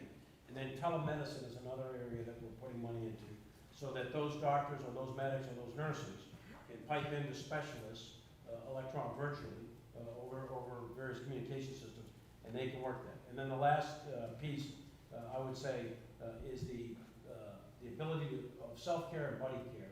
We're putting a lot of money into advanced medical capabilities, things like bandages and quick clot type systems, et cetera. There's a lot of individual stuff that can go a long way towards the immediate care once you get a wound. And it's all of those and many, many more that we're working on. We're very, very interested in that because it's the survivability of ourselves. Recent Department of Defense statements have suggested that this may not be an expectation in the future. It sounds like you're... Well, yeah, it's probably not. I mean, realistically, for us to think that we're going to have the success rates of evacuating soldiers in high-intensity combat against a potential adversary like the Russians or the Chinese, or even, let's just say, North Korea, first of all, the scale and scope of the casualties will be significant, really significant. And the ability to evacuate those casualties within 60 minutes, that expectation, we'll try, but I'm not guaranteeing that. We control the air, we control the landlines today, the type of war we're in now. Against that type of threat in those environments, you can't guarantee that. That's why the protect far forward, to get the doctors and the nurses as far forward as we can. So the level of intensity and the amounts of casualties and that scale and scope of war will be significant. And for me or anyone else to guarantee a golden hour under those conditions would be a false representation of what we think would be the truth. Thank you, General. Mr. Secretary, what analysis is being done to identify gaps within the planning and capability side of the policy, of the existing policy? For which policy, Congressman? For the golden hour policy. I'd have to get back with you on policy changes. I guess I was on a different track. I mean, one of the things I wanted to add, and I can come back to your question, was that the chief talked about the importance of the soldiers, what happens to the soldiers. And the chairman asked earlier about, save $1 million here, $1 million there. And of the $30 billion that we moved to build the Army of the future, training is a very important part of that. We shifted a lot of money into initiatives like the CTCs, but one where we did was we extended Army basic training, OSIT, one station unit training, actually by 2 months. 2 months. It's now, I like to say, the longest and toughest in the world. But in addition to changing their program of instruction to focus more on high-intensity conflict, one of the things they do now is they go through an extensive medical training course, so they pretty much come out as EMT qualified soldiers, which is a pretty remarkable achievement. Now, you think of all these young soldiers coming out of infantry basic and advanced training with these skills.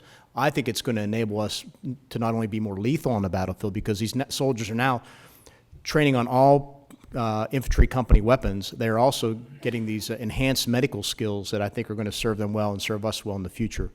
With regard to the broader issues of the golden hour, I mean, that's all of what we're looking at in terms of research. Futures Command, one of the things we're doing in Futures Command is making sure medical research is lined up as well, because as I mentioned over here earlier, one of the things that the challenge of Futures Command is not just about requirements as it relates to equipment, but it's also about how do we envision the future fight, how will we fight, how will we organize, and they need to look at that. Part and parcel of that is to look at how do we make sure we have adequate medical capabilities on the field to make sure that we can keep soldiers alive, whether or not 60 minutes or 30 minutes or 90 minutes is how do we build that into based on a future fight against the Russians and Chinese as the chief outlined as a future battle. Appreciate it. Thank you, Mr. Chairman. Thank you very much, Mr. Chairman, and gentlemen, I thank you for your service, and I apologize, frankly, for not being here earlier, juggling too many balls today. But let me ask you, in FY, Mr. Secretary, in FY18, the Army fell about 11,500 short of its end strength goal, and it looks like, I'm told, it will fall short about 7,500 this year. What are we doing on the recruitment front to address that, try and hit the targets that we've set? Well, we fell short in the regular Army 6,500 in FY18. We had a very aggressive goal. We were originally shooting for 80,000 soldiers, and we ended up with 70,000. Once the final congressional limit was set at 76.5, and it was a miss, but I will tell you, it was still the highest recruiting year we had in 10 years. And not just the highest recruiting year in 10 years, but also the highest retention year we had in quite some time. 86% overall for the Army, and 90% plus for the regular Army. At the same time, as you recall, last summer we turned up the standards in terms of who we would wave in, the drug standards, a number of things. So our emphasis continues to be quality over quantity. Now that said, we recognized as well that we face a difficult recruiting environment. Only 29% of America's youth qualify for service for one reason or another, and of that same cohort, less than 4% have any proclivity to serve. And then you're doing it in a country that is facing one of the lowest unemployment rates in decades, and an American population is increasingly isolated from the Army that serves it. So we went back to the drawing board and did a lot of work in terms of our recruiting enterprise. We appointed a 4-star in charge of it. We've done tactical things from overhauling our website to greater social media outreach, more recruiters on the streets. We also launched what we call the 22 City Initiative. So we're going back to America's 22 largest cities, and we're going to go to where the kids are and talk to them about what opportunities present themselves in the Army, whether you come in for 3 years or you come in for 33 years. But we're really doubling down on this task to make sure that and I'm confident we'll hit this year's goals with both in terms of numbers and quality. And I think, again, quality being more important. I think it's good news. General Milley, how are we doing toward meeting our readiness goal of 66%? And do you think we can reach that goal by 2022? I do. Now, it depends on two things. The international environment essentially staying about what it is today, and we get this budget and next year's budget and so on, that we get continuous, predictable funding at the levels we're asking for. If those two variables happen, then we should achieve our 66% goal of the regular Army units being at the highest levels of readiness, and 33% of the National Guard and the U.S. Army Reserve being at the highest levels of readiness. We should achieve those two metrics by 2022 if those two variables obtain. Well, let me, Mr. Secretary, give you a chance to respond to something nobody around this table wants to see happen, but I think it's good for us to know what would happen if we ended up stumbling into a CR at the end of this year, which I think is very possible, frankly. What would that do to your ability to reach the targets that you set? Well, I thought you were first going to say, Mr.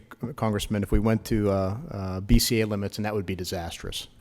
A CR also presents its own challenges, particularly for an Army in transition. Last year, we got the budget on time, and I cannot tell you what good it did. It was fantastic in terms of us having the ability to fill training seats. So if we have a CR, What it means, given all the limitations of the CR, is likely lower funding levels. We likely will not be able to fill all of our training seats. Commanders will likely have to tune down their training, which will affect readiness. For an Army that's moving out on a number of modernization objectives, we would not be allowed to do new starts. That would have a major impact on us. For an Army that's trying to build its munitions stockpiles to fight in either North Korea or Europe, that would mean we would not be able to change production levels. So you can see whether it's manning the force, training, equipping, you name it, it just has dramatic impacts. That if we look at the past, if the past tells us about the future, then we would start the year likely in January or February with a full budget, which means we now have to spend a lot of money quickly, and you just end up with these bad cycles and bad habits that you get into, then trying to spend a whole lot of money near the end of the fiscal year, and that presents its own challenges as well in itself.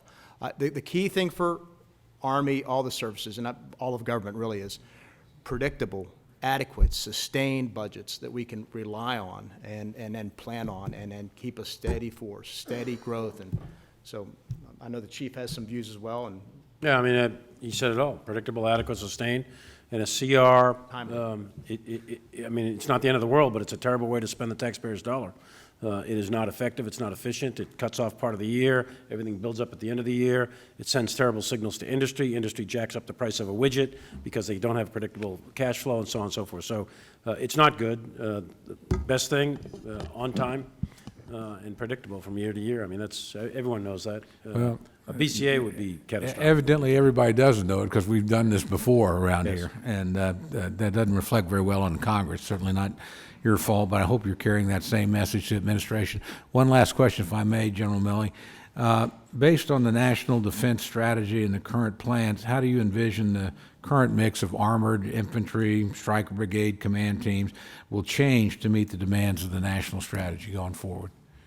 We're looking at that, and that's, again, it's another part of the overall review that we've charged Army Futures Command to do. We started that review 3 or 4 years ago. As we look to right now, we have 58 brigade combat teams. We've got a mix of, as you mentioned, armor, infantry, and Stryker. And we're looking at what needs to be that force structure. In fact, the Secretary is going to take a brief here in probably about the next 30 to 45 days, at least on some preliminary findings on some studies that we've done. What needs to be that force structure to fight a war against a near-peer competitor sometime in some distant future? Pick your time. We have some classified times that we're looking at. But we do know this. We know that force structure won't be the same. We know the Army of 10, 15, 20 years from now is not going to look like the Army of today. It's not a linear progression to the future. So we are looking at all that. I can't give you the exact answer right now. It's under review, and we're a little bit preliminary in our studies, but we're taking a hard look at that in terms of concept, doctrine, organization. The multi-domain operation concept that you hear about or maybe have read about, that's going to be the driving organizational concept, but it is not yet doctrine. We're probably 24 months or so from that becoming doctrine, both for the Army and the joint world, and from that will flow the organizations, the precise types of equipment. These things happen in parallel, so those 6 priorities that you see, the long-range precision fires, future vertical lift, next-generation combat vehicle, et cetera, we know that those technologies, we need to get moving on those technologies because we know those are going to be important. We already know that. We know things like we're going to fight mostly in urban, highly dense urban areas. We sort of know that. We think there's going to be 8 to 10 billion people in the world. War is about politics, politics is about people, and we know that decisive battle will happen probably in urban areas, which is a fundamental shift in war over the last 200 or 300 years. So we know the capabilities and the requirements that are going to be needed, the exact force structure and organization and the exact mix of infantry, armor, Stryker, et cetera, in those out years is not yet known, but we are going through those studies, and the Secretary will be briefed on those shortly. Thank you very much. Thank you, Mr. Chairman. If I may, Mr. Cole, just to oh, thank you, please. Just to make a bigger point, because the chairman talked about this earlier. He talked about the Army modernization budget changes being not just this year but several years. If you look back at history, when the leaders of the Army in 1973 decided to make a fundamental change, we were going to shift from Vietnam based on the lessons of the Middle East wars and focus on the Soviet Union, and we were going to change doctrine and change equipment. We brought in the Big Five, all that. That process took 10 plus years. So when the Chief and I talk about Army reform, that if we don't start now, when will we start? And we're talking about an Army we want to field in 2028, 2029, 2030, because We're doing all the work now on the new doctrine. That's going to take a couple years. New doctrinal changes will drive new organizational changes throughout the force. The equipment piece, I talked about how we're changing basic and advanced infantry training. All these things will come together, but it's going to take years of change and adjusting the ship as we go forward to get to where we need to be in late 2020s, early 2030s, to be able to fight and beat a peer adversary. That's what this is all about. So this is not a one-year FY20 and we're done. This is FY20, 21, 22, 20, and it's going to occur for many, many years to shift this big ship called the United States Army to where we need to be. Thank you very much. Thank you, Mr. Chairman. I would have more confidence we'll avoid a CR if the gentleman from Oklahoma was still on the Budget Committee. Ms. Capter? Thank you, Mr. Chairman, and thank you so very much, Mr. Secretary and General, for being here today and for your service. I wanted to ask a question about tanks, and the Abrams tank made in my neighborhood can weigh over 45 tons, actually 65 tons, fully loaded. My question is, your budget requests, the Army budget requests $1.75 billion for the upgraded M1A2 and version 3, and my question is, how does that potential capability compare to what the Russians and Chinese have on the drawing boards? Yeah, ma'am, if you don't mind, I'll take the first stab at this and then let the chief talk about the other side. I was in Lima actually a couple weeks ago and was able to tour the plant. It's an incredible facility, a great American workforce out there. I think the Abrams tank is the most capable in the world, and we continue to upgrade it. And that's why we're buying, I think, 168 tanks and upgrading 168 last year and 168 this year, and we'll continue to do the upgrades so we can retain the overmatch over their respective Russian and Chinese counterpart. That is the key. And I think as compared to the Bradley, the Abrams has more life in it, more life left in it, and that's why we continue to do these upgrades. But I understand there's a Russian version that can make it across Europe faster than anything that we have. I would say this, Congressman. And can traverse more difficult terrain. The Russians are investing in a variety of vehicles, some of which are tanks, some of which are infantry fighting vehicles, et cetera. There's nothing that I've seen yet that is some sort of super breakthrough in the world of Russian armored vehicles. They have certain capabilities that are very, very good, but I will match our M1 tank and the various models and series of those tanks against anything the Russians have. They do outrange us because they put a missile on their tank, not just a main gun, but our main guns are very similar. But the real difference in tank and the capabilities is not so much the piece of equipment, it's the crew that mans it, it's the people. And our crews, our armor force, are far superior in terms of training, the amount of rounds that are fired per year, miles driven per year, and the complex environments they face at the training centers. So currently, today, our force, our armored force, is a very, very capable force, and I'm very confident in its ability to successfully operate against the Russians or anybody else.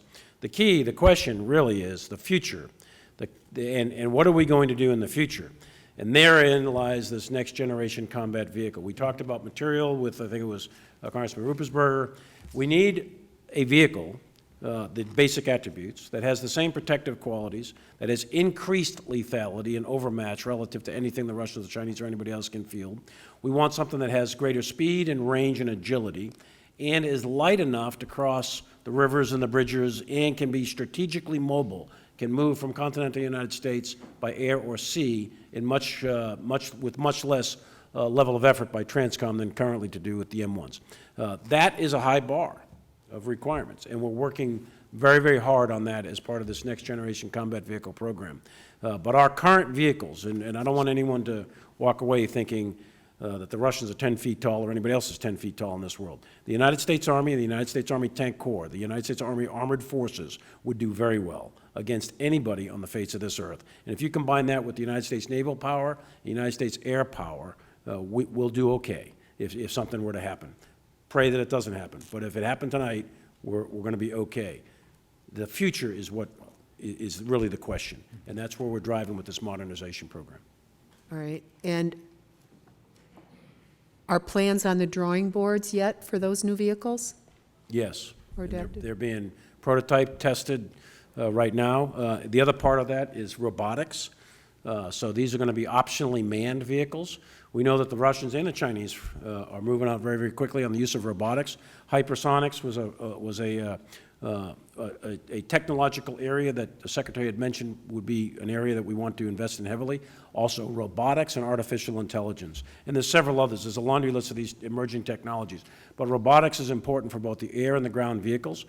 So for ground vehicles, we want the commander to make the decision on some future battlefield as to whether it's going to be a robot, the vehicle is going to be autonomous or semi-autonomous, depending on the situation, or manned, again, depending on the situation. And there is a variety of, the industry has a variety of options and models that we're experimenting with. We're already driving some of these vehicles. We know in the commercial world, there's plenty of robotic vehicles out there on the highways and byways of America and in other countries right now delivering goods and services. But running up and down, I-95 is one thing. Running through some of the difficult terrain in the woods or deserts or dense urban areas is a different problem set for the engineers to solve. But I am 100% confident it's going to get solved, and I think that we are going to be fielding very, very high-tech, optionally manned, robotic-type vehicles, armored tanks, if you will, in the not-too-distant future for the fielded force. Is the Warren Tank Command heavily involved in that futuring? I'm sorry, Is the Warren Tank Command heavily involved TARDEC. in that yes, futuring? yes, absolutely. Absolutely. Just to be clear, man, the number one priority right now is replacing the Bradley, the fighting vehicle, because it's out of electrical power, it's out of automotive power capabilities. So we got to focus on that first. As the chief said, we'll have prototypes here in the next 18 months or so that we'll be able to test, and the game plan is to start fielding, I think, in 26. And then we got to focus on the tank. And we'll learn a lot from the Bradley replacement in that process, but just to be clear. Thank you very much. General, I just wanted to ask, as I look at the suicide rates in the Army for 2018, the third quarter had a higher amount, sadly, in the Reserve and National Guard. And do you have any initiatives under development to help ensure better access to mental health care, particularly for those in the Reserve and Guard components? I was extremely impressed when I went up to the Intrepid Center up here at Walter Reed, but I can guarantee you not one of those existing centers exists for Guard and Reserve personnel. Can you provide more information now or to the record about how one goes about getting something like the Intrepid Center in places where we have large numbers of Guard and Reserve returning home without access to that type of care? I will. I'd like to take the second part of that for the record to get back to you on how to do that, because I frankly don't, the Guard, as you know, is in all 54 states and territories, right, and in various densities. I don't know that, I'd have to go back and do the analysis to determine if there's centralized locations where something like the Intrepid Center would make sense for the Guard and Reserve. It's a particular challenge, no doubt, for the Guard and Reserve. We know that. We're very sensitive to it. Suicide is a national issue, and it's an issue for the U.S. military, and it's further an issue for the U.S. Army and all three of our components, the regular, Guard, and Reserve. We take it serious. We have behavioral health counselors and specialists in all of our active units and also embedded within our Guard and Reserve units, but not to the extent that's necessary. And suicide is extraordinarily complex. It's extremely tragic. And really, from my own experience as a commander and from what I've seen to date, the crisis point is almost, not always, but almost always, there's some sort of spiraling or crisis that occurs about 72 hours prior to the consummation of suicide. It's in that 72 hours, if someone could intervene in some capacity, whether it's a family member, a buddy team, a soldier, a leader, or something. And so that's what we emphasize. We emphasize it for sexual assault, and we emphasize it for suicide. It's the intervention that is critical. It is I am my brother or sister's keeper. I do have personal responsibility for you as my fellow soldier. And regardless of rank, whether it's a private saving a sergeant or a lieutenant saving a colonel, it doesn't matter. Intervene. And oftentimes what we've seen is the diving catch, that intervention within those 72 hours makes all the difference in the world as some individual experience crisis and they don't know how to get out of it, and they do essentially what amounts to a short-term solution or a long-term solution to a what could be a short-term problem. And they do something that's irrevocable, suicide, when if someone could intervene right there. So we emphasize buddy teams, intervention, small unit leadership, the squad leader, the platoon sergeant, the platoon leader, knowing their people, perceiving all the signs, symptoms, and crisis indicators and warnings, and then intervening. Don't hesitate. You'll be saving somebody's life. I know my time is up, but I must say this. I was very disappointed when we had the heads of West Point, Annapolis, and the Air Force Academy before us, and I said to them, we know we have a shortage in the military of physicians and behavioral nurses, people who specialize in these categories. Would you consider admitting more individuals who would wish to study in those areas? And I got a very weak reply, actually a terrible reply from every single one of them. So they're unconscious.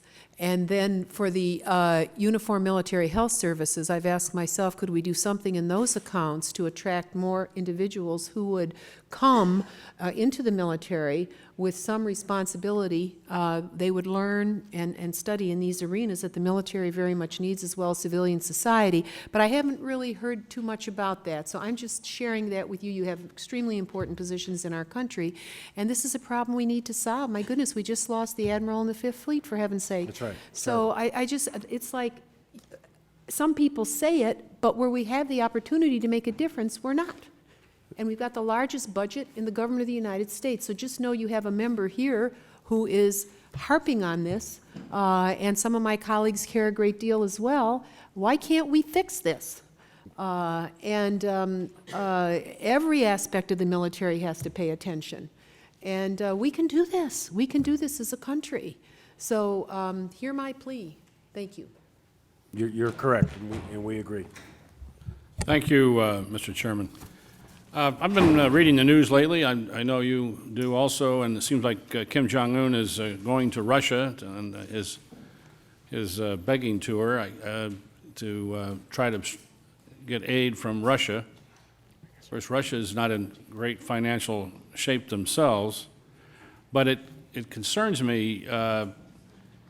It seems that Kim Jong-un is getting increasingly desperate to get foreign assistance from either China, Russia, or whoever he can get it from.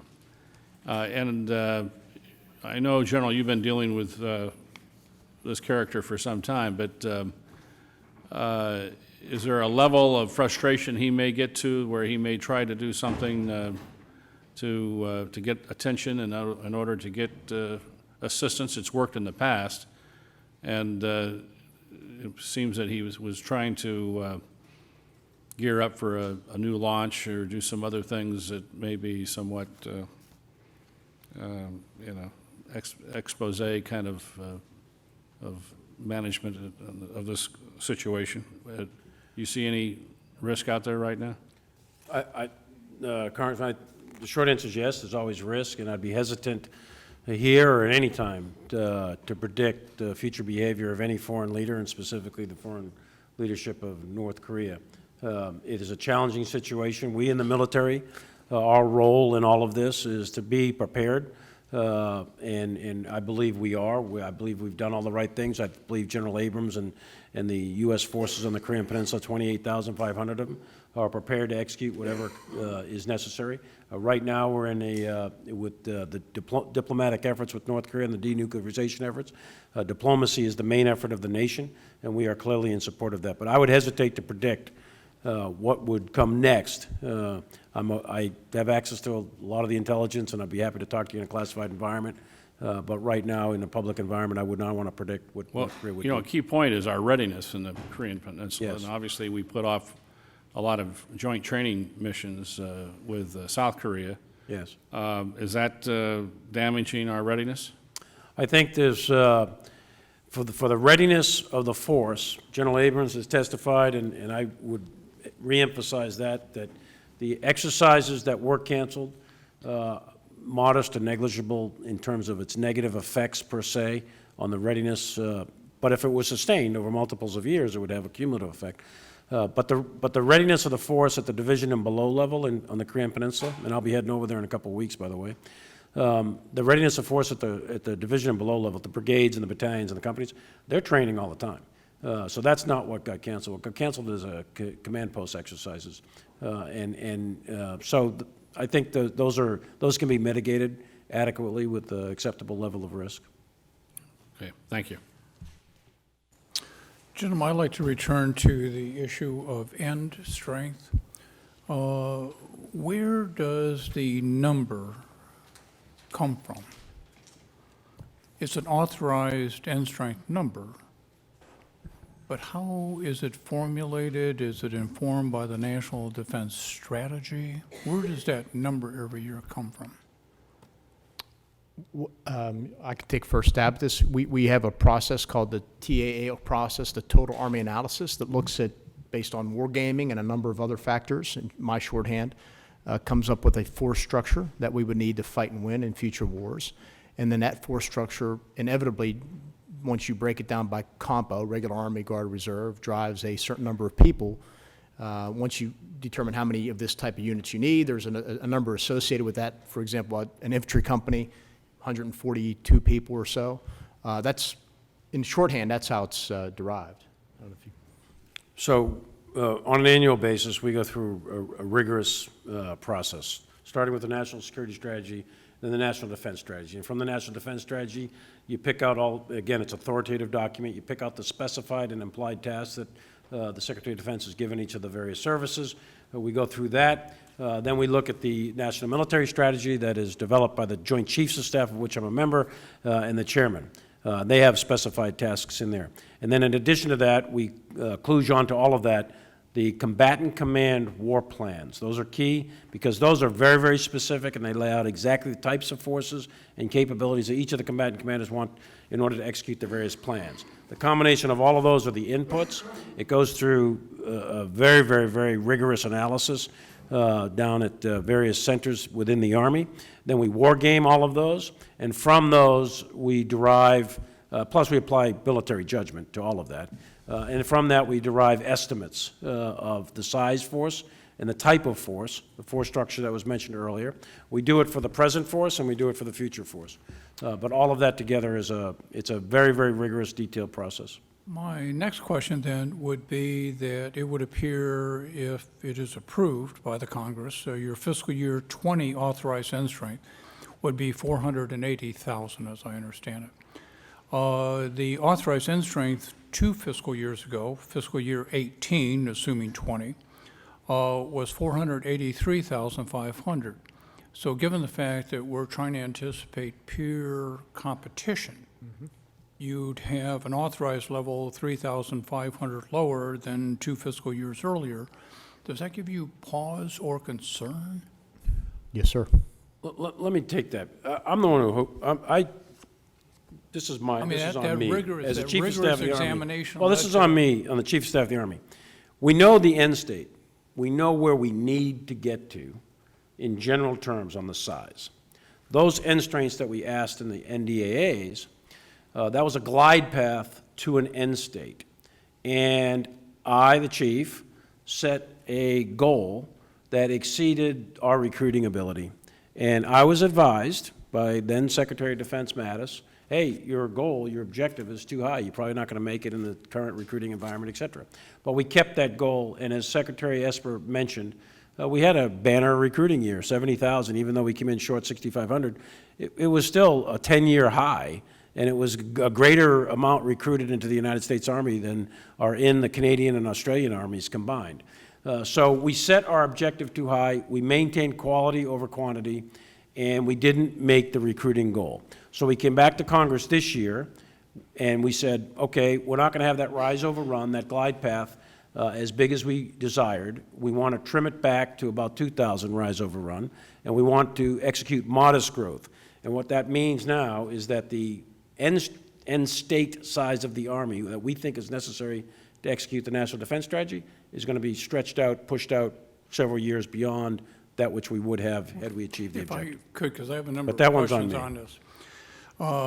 I appreciate, and you're absolutely correct, that your accessions for fiscal year 19 were the highest ever, about 70,000. They come from the civilian force, I assume, civilian population. They come from reenlistments They come from the Guard, they come from the Reserve. Is there any proportionality to that, and is there any shift of your emphasis to try to meet your numbers as far as what the composition of those numbers look like? Well, they come from the civilian population into the regular Army, Guard, and Reserve. Each component has its own respective targets to meet. Each of the components missed their targets last year. And so we adjusted our numbers appropriately to deal with that. As the chief said, one of the things we have to do is make sure our training base, we give them predictability, because it determines how many drill sergeants they hire and the equipment they need, et cetera. I mean, if the economy changes in a few short years, we may come back and by the way, we're reorganizing our recruiting enterprise. We may come back and say we want to go to 4,000 more a year, because we know the end state needs is well over 500,000 for regular Army, in order to fill units to strength, and number two, to restore capabilities that have been lost over the past 18 years, like electronic warfare, and to build new capabilities like cyber units. So we know what we need to do, but we have to modulate that based on bringing in a sufficient number of quality recruits into each of the components year over year over year in a predictable basis. Because your number is fairly static, the fact that you have 70,000 new people, give or take, 70,000 people disappeared too. Not disappeared, but they're not in the military now. One of the challenges too is, I said earlier we had one of the highest retention rates of many years as well. One of the key things we need in the Army right now, the most in-demand rank, is the rank of Staff Sergeant E6. They are the level, the rank level that is our squad leaders, our team leaders. They are the recruiters, they are the drill sergeants, and that retention that high retention rate allows us to kind of grow that NCO corps. Now, it's going to take a few years, but you also need to make sure that we have a sufficient retention rate year over year to make sure we get those quality NCOs moving up. Well, and I appreciate the fact that you're looking at all of your options and advertising and websites and everything, because I'm looking at your end strength on the end of February this month, and you're 818 people down from the end of the last fiscal year. I mean, you have a significant problem hitting your end strength. Well, the next question I would have is for fiscal year 18. The Congress appropriated monies for the personnel account, and there's great support for doing that because it's for the troops. But there was an excess of about $1 billion that the Army asked to be reprogrammed for 18, and it was used for modernization efforts, and Congress approved those reprogrammings. When we were in conference for the fiscal year 19 bill, there was about $600 million in the military personnel account that was essentially eliminated during conference and used for other military purposes. And I find it interesting that within the last month, there's still $1 billion excess that is now being dedicated by the administration to the wall. I note at the very same time that the Army has presented to this committee fiscal year 19 unfunded requirements totaling $308 million. It is my understanding the Army has also submitted unfunded requirements list of $2.3 billion. And additionally, that there are reprogramming requests pending at OMB that would substantially invest in other existing Army programs for this fiscal year. Would you have a response to the fact that you have a list of needs here? Yes, sir. So the transfer was made that wasn't applied to any of those. The chronology is important, and I was going to actually, when I was thinking about your first question, it ties into your second question. So we are a little bit behind right now, but these are what we call the bathtub months. Not these now, but January, February, March. Our highest recruiting period is really when you hit the summer months, May, June, July, August. So last year at this time, and that's why we express confidence now that we'll hit our mark by the end of this year, we were still fairly confident that we would hit our marks for FY2020. I want to make sure I get my years right. Come the end of the year, though, we realized by the time we had the numbers in, we were 6,500 people short. That's around late September, early October. I went to Secretary of Defense Mattis and said, we have this asset. What we want to do is lower our end strength numbers because we don't believe, given the recruiting environment, given all the challenges, given the fact that we need to overhaul our recruiting base, that we can make a number of 487,000. So we said we want to lower that number for 19 down to 478. This is now October timeframe, October-November timeframe. And therefore, we said that means we have an asset of over $1 billion for MilPERS that we are presenting to OSD, if you will. This is well before any discussion about transferring money to the 284 account or whatever ever began. But at the same time, we came forward, I think, in late November or so, early December, to inform the Congress that we wanted to lower our end state number and we had this asset. We wanted to be very transparent in the process. That's the tick-tock that, in terms of, you talk about the military personnel But in asset. past years, the reprogramming was for military programs. And my point of the question is, I have a list of unfunded requirements for 19 of $308 million that are still sitting out there. And my understanding is there's going to be additional requests after OMB clears them for reprogramming of needs. Yes, sir. So, We've got $1 billion sitting there for something else. so when we surrendered, if you will, that $1 billion asset to OSD, we said that while the FY19 budget met our readiness and modernization objectives, your requirements, your needs and wants always exceed your resources. We had a list of things we said we could have used that for. Some of those things are on the UFR. But it was OSD's call to use that money for other priorities. Okay. I'll conclude this, and I'll recognize Judge Carter, and I understand what you say about the end-of-school system, but I would note in 19, the net increase in personnel was 62. The net increase in June was 12. And the net increase in July was 144. So it just tells me you do have a problem as far as that end strength and meeting it, and I wish you well on it. Judge Carter? Thank you, Mr. Chairman, and let me continue on this conversation a little bit. I met with Sergeant Major Daly a couple of weeks ago. We were talking about recruitment. And he pointed out that the members of the junior ROTC programs around the country, they tend to be good citizens and they tend to have a high propensity to join the military. I live in one of the fastest growing areas of the country right now. We're building high schools that are coming up like mushrooms after a rain, all over everywhere. And a lot of these high schools have a real interest in getting a junior ROTC program. And they seem to be running into issues that frustrate their ability to get these programs. How do you feel about junior ROTC programs? I feel like they build citizenship, and we've got a lot of interest in a fast-growing community, and I would think that would be a good one small plus for recruiting. And then I want to tell you about something else we have after you answer that question. So I also agree that JROTC is a great citizenship program, and it tends to encourage kids to join the military at higher rates than anywhere else. It requires some investment. We've had great success from many, many schools, but as Chairman Visklosky mentioned earlier, as hard as it is to cut a program, it can be equally hard to reduce a JROTC or an ROTC program once you stand it up, even though it may be non-performing. And so there is, quite candidly, a reluctance to start a program unless we can trim programs elsewhere, because otherwise we're just, the return on investment. So if I had the ability to, on all levels to, with a free hand to really make those shifts, that would be something we'd want to do. Well, as you know, I live in a military community. It's Army-based, but quite honestly, we have a high propensity for all the services in our area.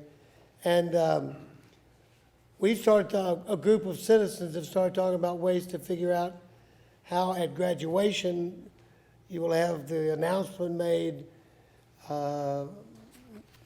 Ms. Bustos is graduating from Round Rock High School, and she's going to the University of Texas.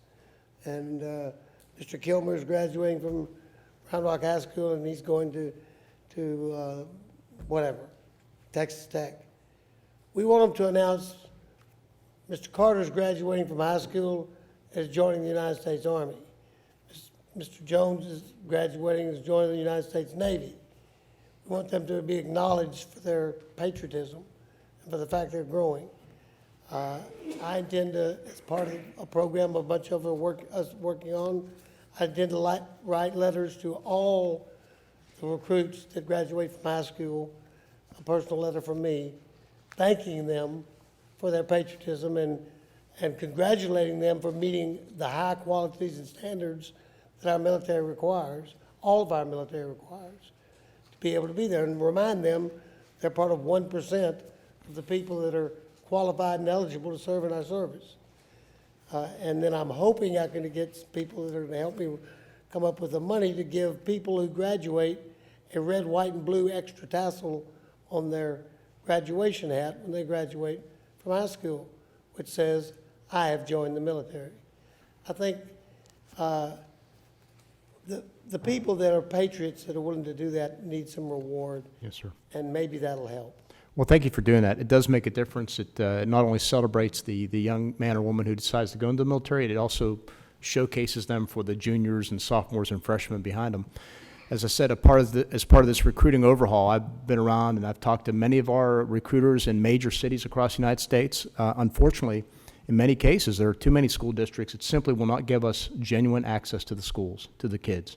For one reason or another, we can't get in or we get very limited access.